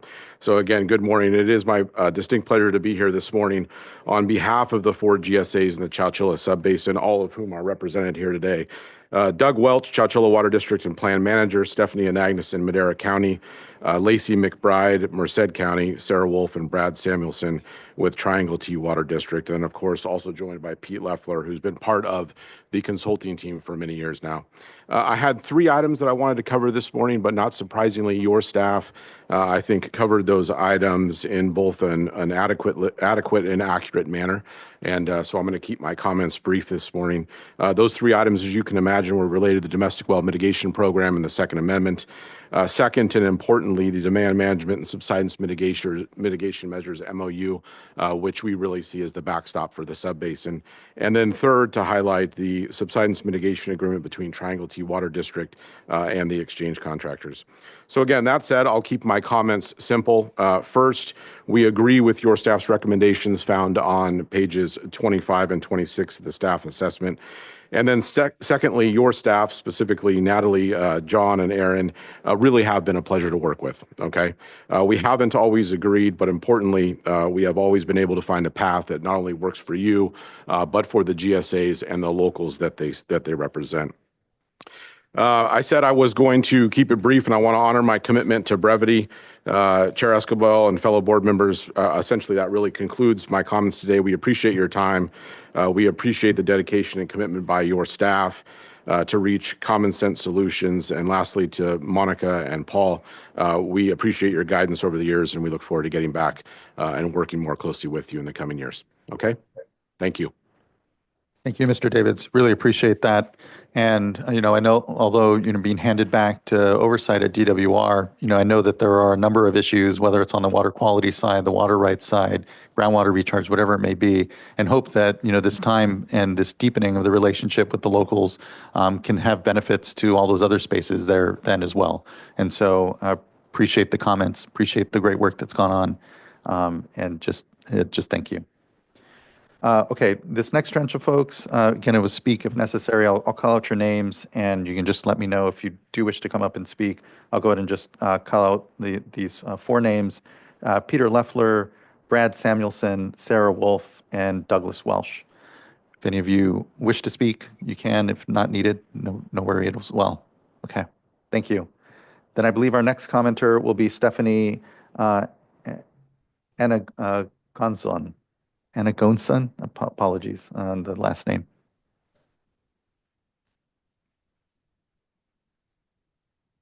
Thank you. Is the microphone on? Yeah, it should be on. Yeah, Perfect. Thank you. Thank you so much. Thank you, Mr. Chairman, members of the board. Stephanie Anagnuson, Director of Water and Natural Resources for Madera County. In 2018, an advisory committee for Madera County GSA and all 3 subbasins had a series of lengthy and painful public meetings related to an allocation for agricultural water users. There was an understanding that groundwater levels were dropping, that subsidence was causing damage, including to ag wells, and domestic wells were running dry, and we needed to do something. There was also an understanding that we were an agricultural and rural community, and that restrictions on ag were restrictions on economic activity, and that affected everyone as well. So eventually, after more meetings and more input and refinements, the Board of Supervisors, acting as the Board of Directors for the Madera County GSAs in the Madera, Chowchilla, and Delta Mendota subbasins, adopted allocation resolutions, including one for penalties for overuse.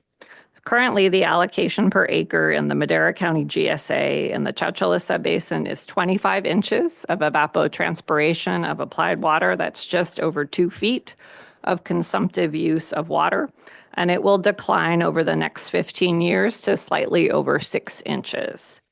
The allocations work regardless of choosing to fund projects or not. They all crank down to that 6 inches of water. And coupled with participation in a domestic well mitigation program by all agencies, are funding replacement wells that are caused by agricultural pumping. I share this story in public because while we've made considerable progress, it's also come at considerable cost. We've received a lot of feedback even after the allocations were adopted, including multiple lawsuits. Our board has stood strong and in the face of considerable pressure, and allocations and the public outreach that surrounded them received an award from CSAC, the California State Association of Counties, which means a lot to us because, of course, no one knew more than counties how hard this work was and how much work it took to get here.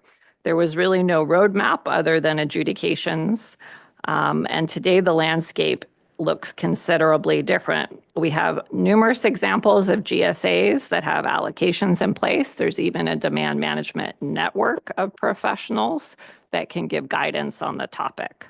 So now we have hope for navigating a future of reduced agricultural demand, but also of prosperity for all. Thank you. Thank you, Ms. Anagnuson. I know how, again, as you noted, incredibly difficult a lot of these discussions at the local level have been, but the leadership and here progress is really noted, so thank you. Next, I'd like to call Lacey McBride, who'll be followed by, I believe, our last commenter, Aaron Woolley. And Ms. McBride, I know you were speak if necessary, so if not necessary, that's okay. Okay. Thank you, Ms. McBride. Our last commenter then is Aaron Woolley.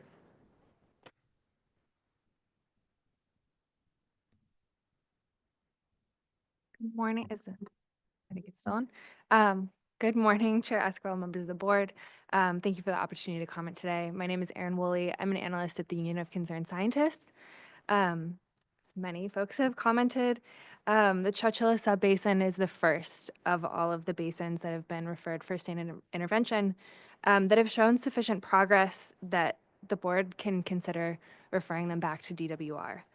It's really promising that the Chowchilla Subbasin GSP has addressed the deficiencies originally identified, including a more robust groundwater domestic well program and that recent MOU that was adopted to address demand management and subsidence long term.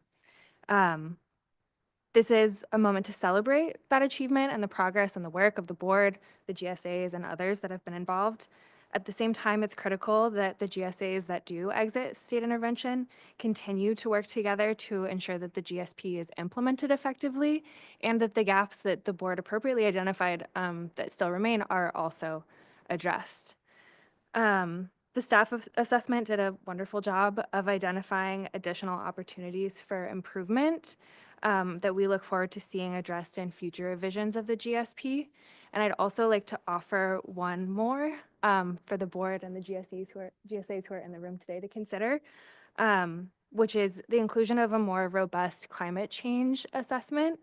DWR's Climate Change Technical Advisory Group recommended in 2015 that climate models be used for stress testing, which they defined as methods to characterize the range of extremes, including drought or flood, to assess vulnerability to those extremes, develop scenario-based analysis that assess system response, and determine ways to increase resilience to these events. DWR's climate change data and guidance document, which was developed in 2018 and has been available, also provides 3 climate scenarios for the 2070 model: a central tendency, a wetter scenario, and a drier scenario that could be used for this kind of stress testing or scenario planning. However, the GSP did use climate modeling. It's not clear that they used the wetter and drier scenarios, instead relying on just the average for climate modeling.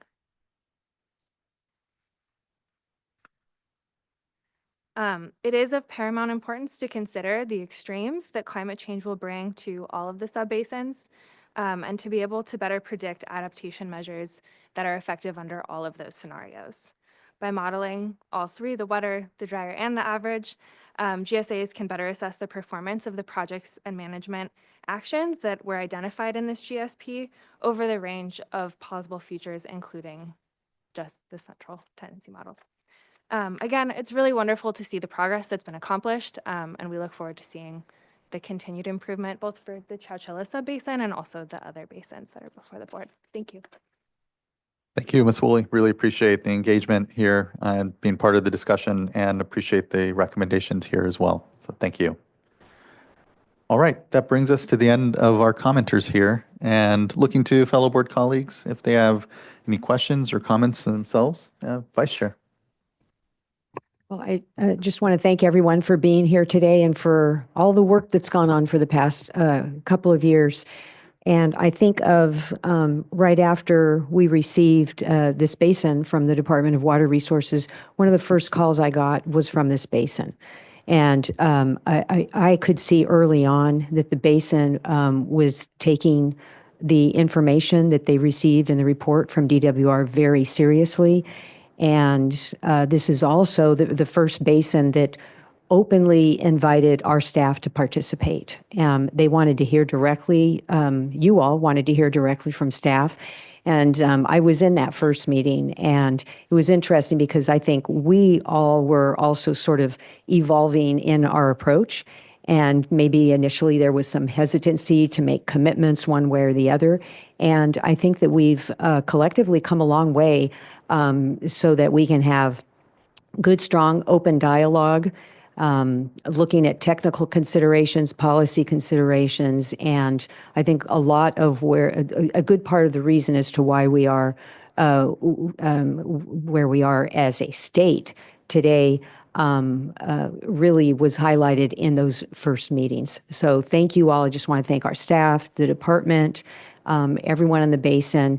Also just want to note that as with other basins, there's a lot going on over there. You know, the management zones with the irrigated lands program, issues with recharge. And I see Sarah Wolf over there. You know, I know that there's a lot of projects that are, as the chair said, going to involve continuing work, not just with the department, but with our board. And so I know you all are committed to working with us. We're committed to working with you, and look forward to future updates. And I'm prepared to make a motion, but just wanted to make some comments initially. You're here. Thank you for all that, Vice Chair. In complete agreement. Board Member Morgan. I also just wanted to thank everyone for just truly just coming together to move this forward. This is, I don't want to say an adventure, but it's, you know, it's really the first time that we've gone through this portion of SWRCB. And so we've all of us have learned together. I know I've learned through this process, and just really want to thank the basin for working with us through this process. Our staff for really staying committed, working with the basin, working with DWR, and just everyone just coming together to really, you know, reach this point. This was the goal, to really just work together to come to today to say, you know, for, you know, what I believe the decision is going to be here. And so just really just to put our heads together to really focus and to really just move through this process. And so just really thank you for coming forward, working with us, and, you know, inviting me out, getting just to really have these real just honest conversations to really just move forward. So I echo the Vice Chair's comments and just really wanted to thank everyone. Thank you, Board Member. Board Member McGuire.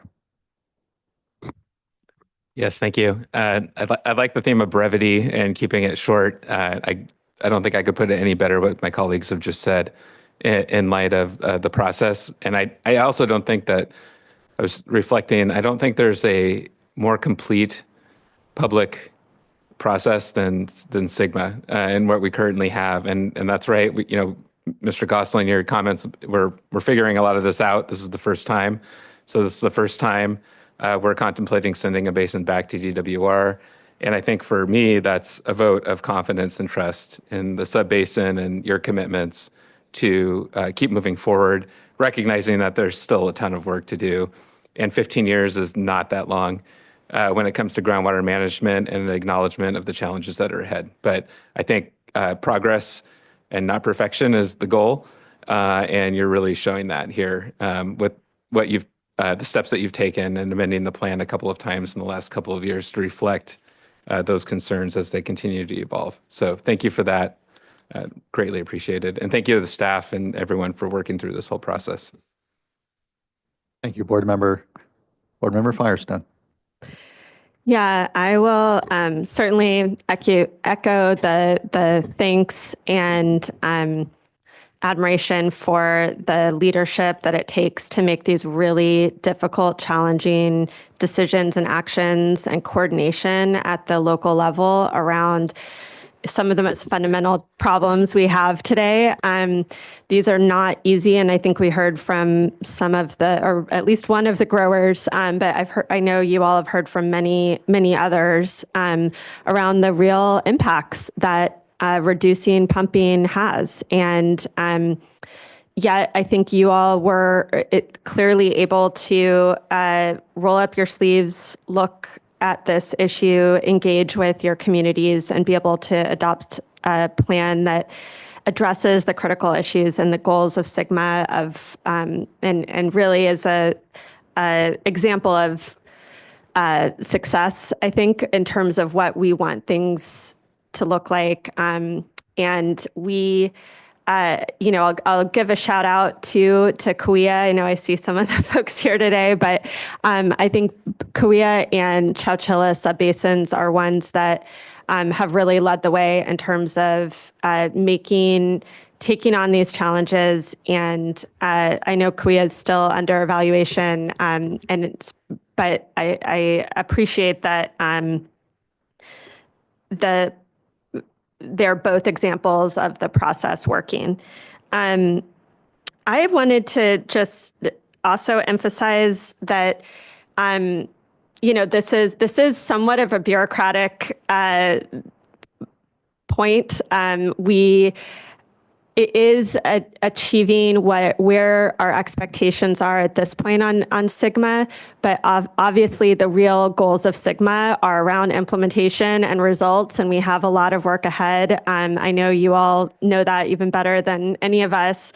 I think just to emphasize the confidence we have that you all will continue to work collaboratively and diligently around addressing the gaps identified, implementing all of the plans and implementation programs that you all have adopted, working with DWR and stakeholders around, I think, good points around climate change and just thinking about how we weather the unpredictability of our weather, of our climate as we implement these plans. And then lastly, I just wanted to take this opportunity to both recognize the progress on an issue that I think is really an emerging transition that we're in as a state, and one that you all have been leaders in. And that is looking at developing and transitioning a robust domestic well mitigation program. In particular, I just want to recognize how you all are working with self-help enterprises, which we are funding, to look at where there are wells that might be appropriate for the domestic well mitigation program and your GSA to take those on. Just to emphasize, we have been spending hundreds of millions on emergency well mitigation across the state. And as these GSA well mitigation programs are evolving and developing, one of the real, I think, next phases that we're in is looking at how the GSAs can take those on where that's an appropriate fit. And, I know the Department of Water Resources understands that too. I'm really hopeful that that is something that is brought in as Department of Water Resources is reviewing incomplete plans and also the 5-year updates. And just because there are subbasins in the San Joaquin Valley that have hundreds of domestic wells that are on hauled water right now that taxpayers are paying for. And these are really our most vulnerable families. So I hope that more GSAs can be doing what you all are doing. I'm really eager to see how you all work out, you and other GSAs work through the coordination with the management zones, the self-help that has been providing some services, and then the programs that you're developing. This is a kind of emerging area and not easy, even with all of the great partners and intentions and plans that you all have. So with that, I just really want to say thank you. Thank you also to staff, and I would support whatever action, support adoption, but we'll let others make the motion. Thank you, board member. Agree on all those points. I know when the basins received their inadequacy determinations, it wasn't welcomed, right? It could easily be an excuse to kind of pivot into an adversarial sort of relationship across all of this work. And that didn't happen. And so just again, really appreciate the leadership and coordination that's gone on, just the tone and tenor of the discussions. The real adversary here is the unfortunate conditions we find ourselves with declining groundwater, impacted communities, and concern for the long-term viability of ag and so many of our communities in the state. But this work is setting us up for success here in the decades ahead and for other generations as well. So it's just incredibly appreciated. We had said on the onset here, the board isn't looking to collect groundwater basins. We're looking to hand back things to local control and DWR oversight. And so this is certainly the first fulfillment of our promise to basins across that. So again, I appreciate that learning opportunity. With that, I think we may be prepared for a motion. Thanks for letting me hog the motion since this is sort of in my backyard. I'd like to move adoption of the resolution for item number 5. And I will happily make a second. Thank you both. Ms. Tyler, can you please call roll call vote? Vice Chair Diadamo. Aye. Board Member Morgan. Aye. Board Member McGuire. Aye. Board Member Firestone. Aye. And Chair Esquivel. Aye. Thank you. Thank you as well. The motion is carried and the resolution is adopted. Congratulations again to folks here. This is, just another step in what is a continued road. I know there is still a lot of work, but it's a moment to acknowledge and just thank. And so thank you all. Look forward to further work and discussion. Much appreciated. All right. That wraps up item number 5, is bringing us here towards the close of our board meeting. Our next item is just board member reports and then the executive director's report. I don't know if any board members are prepared to quickly start to kick us off here on reports. I do not have a report. Thank you, board member. Same here, no report. Thank you. I can go.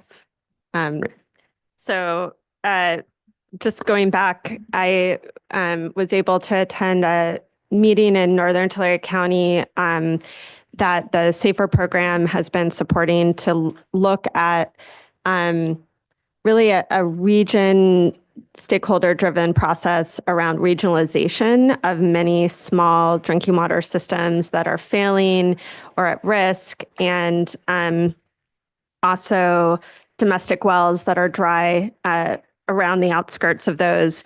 And the region has both water quality, groundwater quality, and groundwater quality issues and groundwater supply challenges in terms of reliability of any new wells, and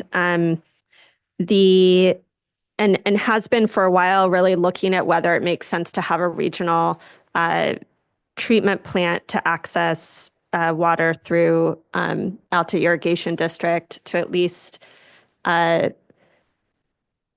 supplement the groundwater, the contaminated groundwater that's in the region. And so I think this is an example of a regionalization effort that is something we need to, is a challenge we need to crack to make the progress we need to on the human right to water.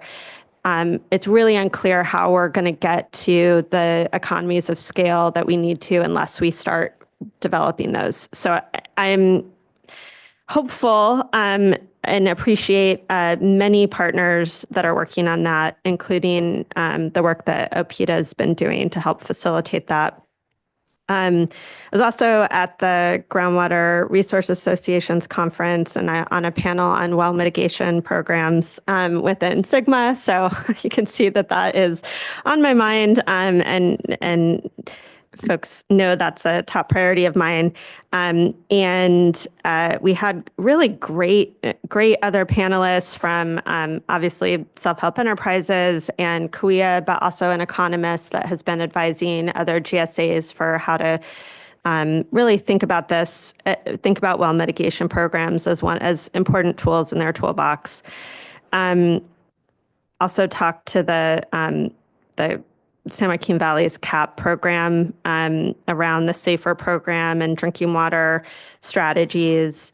And then later this week, am going to participate at a groundbreaking event in Colfax with Placer County Water Agency, again, for a regionalization effort they're doing. It's part of a huge regionalization plan that Placer County Water Agency has. I'm really excited about it. And it also is a example of where we've been using our incentive programs for consolidation, and I think is a good example of creatively how many different funding sources are coming together to help solve problems and create resiliency. And then lastly, I thought I'd just give a shout out to Rebecca Grazer, who is the managing general partner of Avalar Moore Farms and one of 20 leaders in the Water Leaders class hosted by the Water Education Foundation. I know many folks have been both participants and mentors with that program over the years, but it's a really fabulous program around, supporting, fostering rising stars, many leaders from across interest groups, and just a stronger understanding of various water perspectives. As this year's topic is around modernizing water rights. So appreciate you sticking with us and for all of your work. And that is my board member update. Fantastic. Thank you, Board Member. Board Member McGuire. Great. And I'll say welcome, Rebecca. Given the significant audience we have, I think we can give you a little kudos here. It's a great program to be involved with. And the only update I have is the opportunity I had with Chair Esquivel to go to the day after the Salton Sea workshop to go to the East Pond, and others, to go to the East Pond expansion of the Species Conservation Habitat Project. It really was remarkable. And the last time I had a chance to go out there and have a tour, they were working on the berms around the ponds, but there was no water in them. And so now there was water. And to say it was actually quite inspiring because the scale of it all was just so much more than I could even really appreciate the previous time I had a chance to be out there. And then just seeing wildlife, birds, lots of birds around using the water that had just recently filled the ponds was really quite something. So it was a good experience. So if you haven't had a chance to go out there, I definitely recommend at some point find your way out to the site. It was fun watching them turn on the valve and let the water start to trickle out into the new pond. I don't know, maybe they have a webcam or something, but it's probably pretty full by now, or at least quite a bit more than when we were out there. But it was just a good opportunity to connect to the work that we do in the annual meetings that we have and see the Salton Sea making a comeback. Fantastic. Thank you, Board Member. I'll try to be quick and brief here. I'm going back to May 7th, actually, because at our Salton Sea workshop meeting, we didn't actually do board member reports. So just quickly did want to note and appreciate Board Member McGuire and I had an opportunity to tour with PG&E some of their projects on the water rights side. Thanks, Pat. Really appreciated that engagement as we go to update our water measurement regulations. It was really a good opportunity to get out there and see what their operations look like, the complexity of the administration of their own water rights up in the headwaters. And so just really appreciated that opportunity from PG&E. Then on the 13th, was fortunate to go and be at the groundbreaking and the community of Tombstone near Sanger. I think as we all know, the Governor Newsom signed SB 200 in Tombstone, and it's a well consolidation project there. A number of domestic wells that had gone dry and also had water contamination issues and are now being hooked up to the community of Sanger. So really appreciated that opportunity. Exciting to be able to kind of come full circle. It sounds like water will start to be, if all goes well, delivered here by the end of the year. So look forward to also the ribbon cutting for that project. I know Secretary Garcia made it down as well, and so just really appreciate the opportunity to celebrate and these years of technical assistance really coming to fruition in a number of communities and projects. Then was at the Association of California Water Agencies conference. I know a number of board members attended as well. Was fortunate to be on a panel regarding the Bay Delta Plan and the improvements in science and advances in data and science work that's going on, and part of certainly that update. So that was a great opportunity. That following week, again, we were back in the Coachella Valley with our workshop, attended the groundbreaking or the flood up event at the Salton Sea. And then the following day on Friday, the 21st, I was in Calexico. There we have our New River Improvement Project, another decadal project that, not unlike the Species Conservation Habitat Project, has been contemplated for a time, and was really exciting to see the ribbon cutting for that facility, to see the trash interceptor be able to do its job, but then also see the cutoff as the New River is being rerouted from the border for a few miles stretch that is right next to the community, and instead treated wastewater will be flowing down, creating ecosystem benefits, but also community benefits, and cleaning up the exposure that communities would otherwise have to the polluted New River. So Jose Angel was out there. Those of you know Jose, he was the former executive officer for the Colorado River Regional Water Quality Control Board, long advocate for that project, and was really excited to see all that come to fruition and do our small part. The board provided funding along with DWR for that project. And then the following week here, I was on a panel on the 27th at the Groundwater Resources Association, the GRA, and their conference, again, talking about the Bay Delta Plan and its nexus ultimately with groundwater management. And then on the 29th, I was in New York at a PFAS conference. I was on a state regulator panel. Appreciated the invitation there. Certainly a lot of active work going on, given the change in administration on the federal side and the continued need to focus on PFAS. And I'll stop there. Well, actually, I won't. So my last item is just actually Sunday, just yesterday, was very fortunate to be invited along with some of our staff to the Winnemem Win2's Run for Salmon. This is now the 10th year they've done this, where they followed the migratory path of salmon from the Delta up to the headwaters is this current trip. They've done it in reverse, where they've gone from the headwaters down to the Delta as well.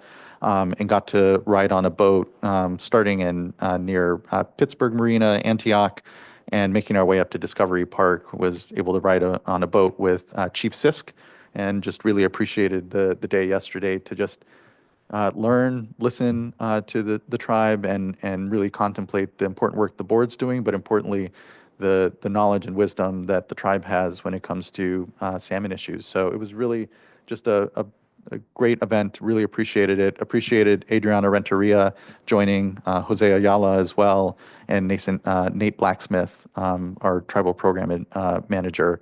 It was a good day on the water, and again, just a really critical moment, and really appreciated the opportunity to just have deep conversation. So that is my wrap on my board member report. It's been an active travel season for me recently. So, all right. That wraps item number 6, brings us to item number 7. Mr. Oppenheimer, Executive Director's report, anything to make sure and highlight?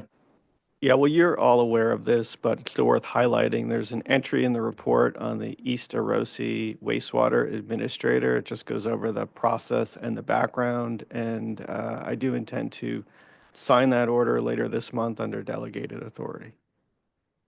Fantastic. Really appreciate you elevating that. Appreciate all the prioritization that has gone. That was a law that was just passed last year.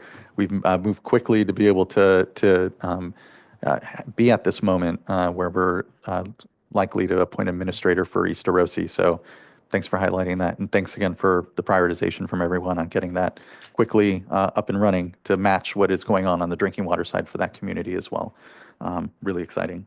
So thank you for that. Anything from board members on the Executive Director's report?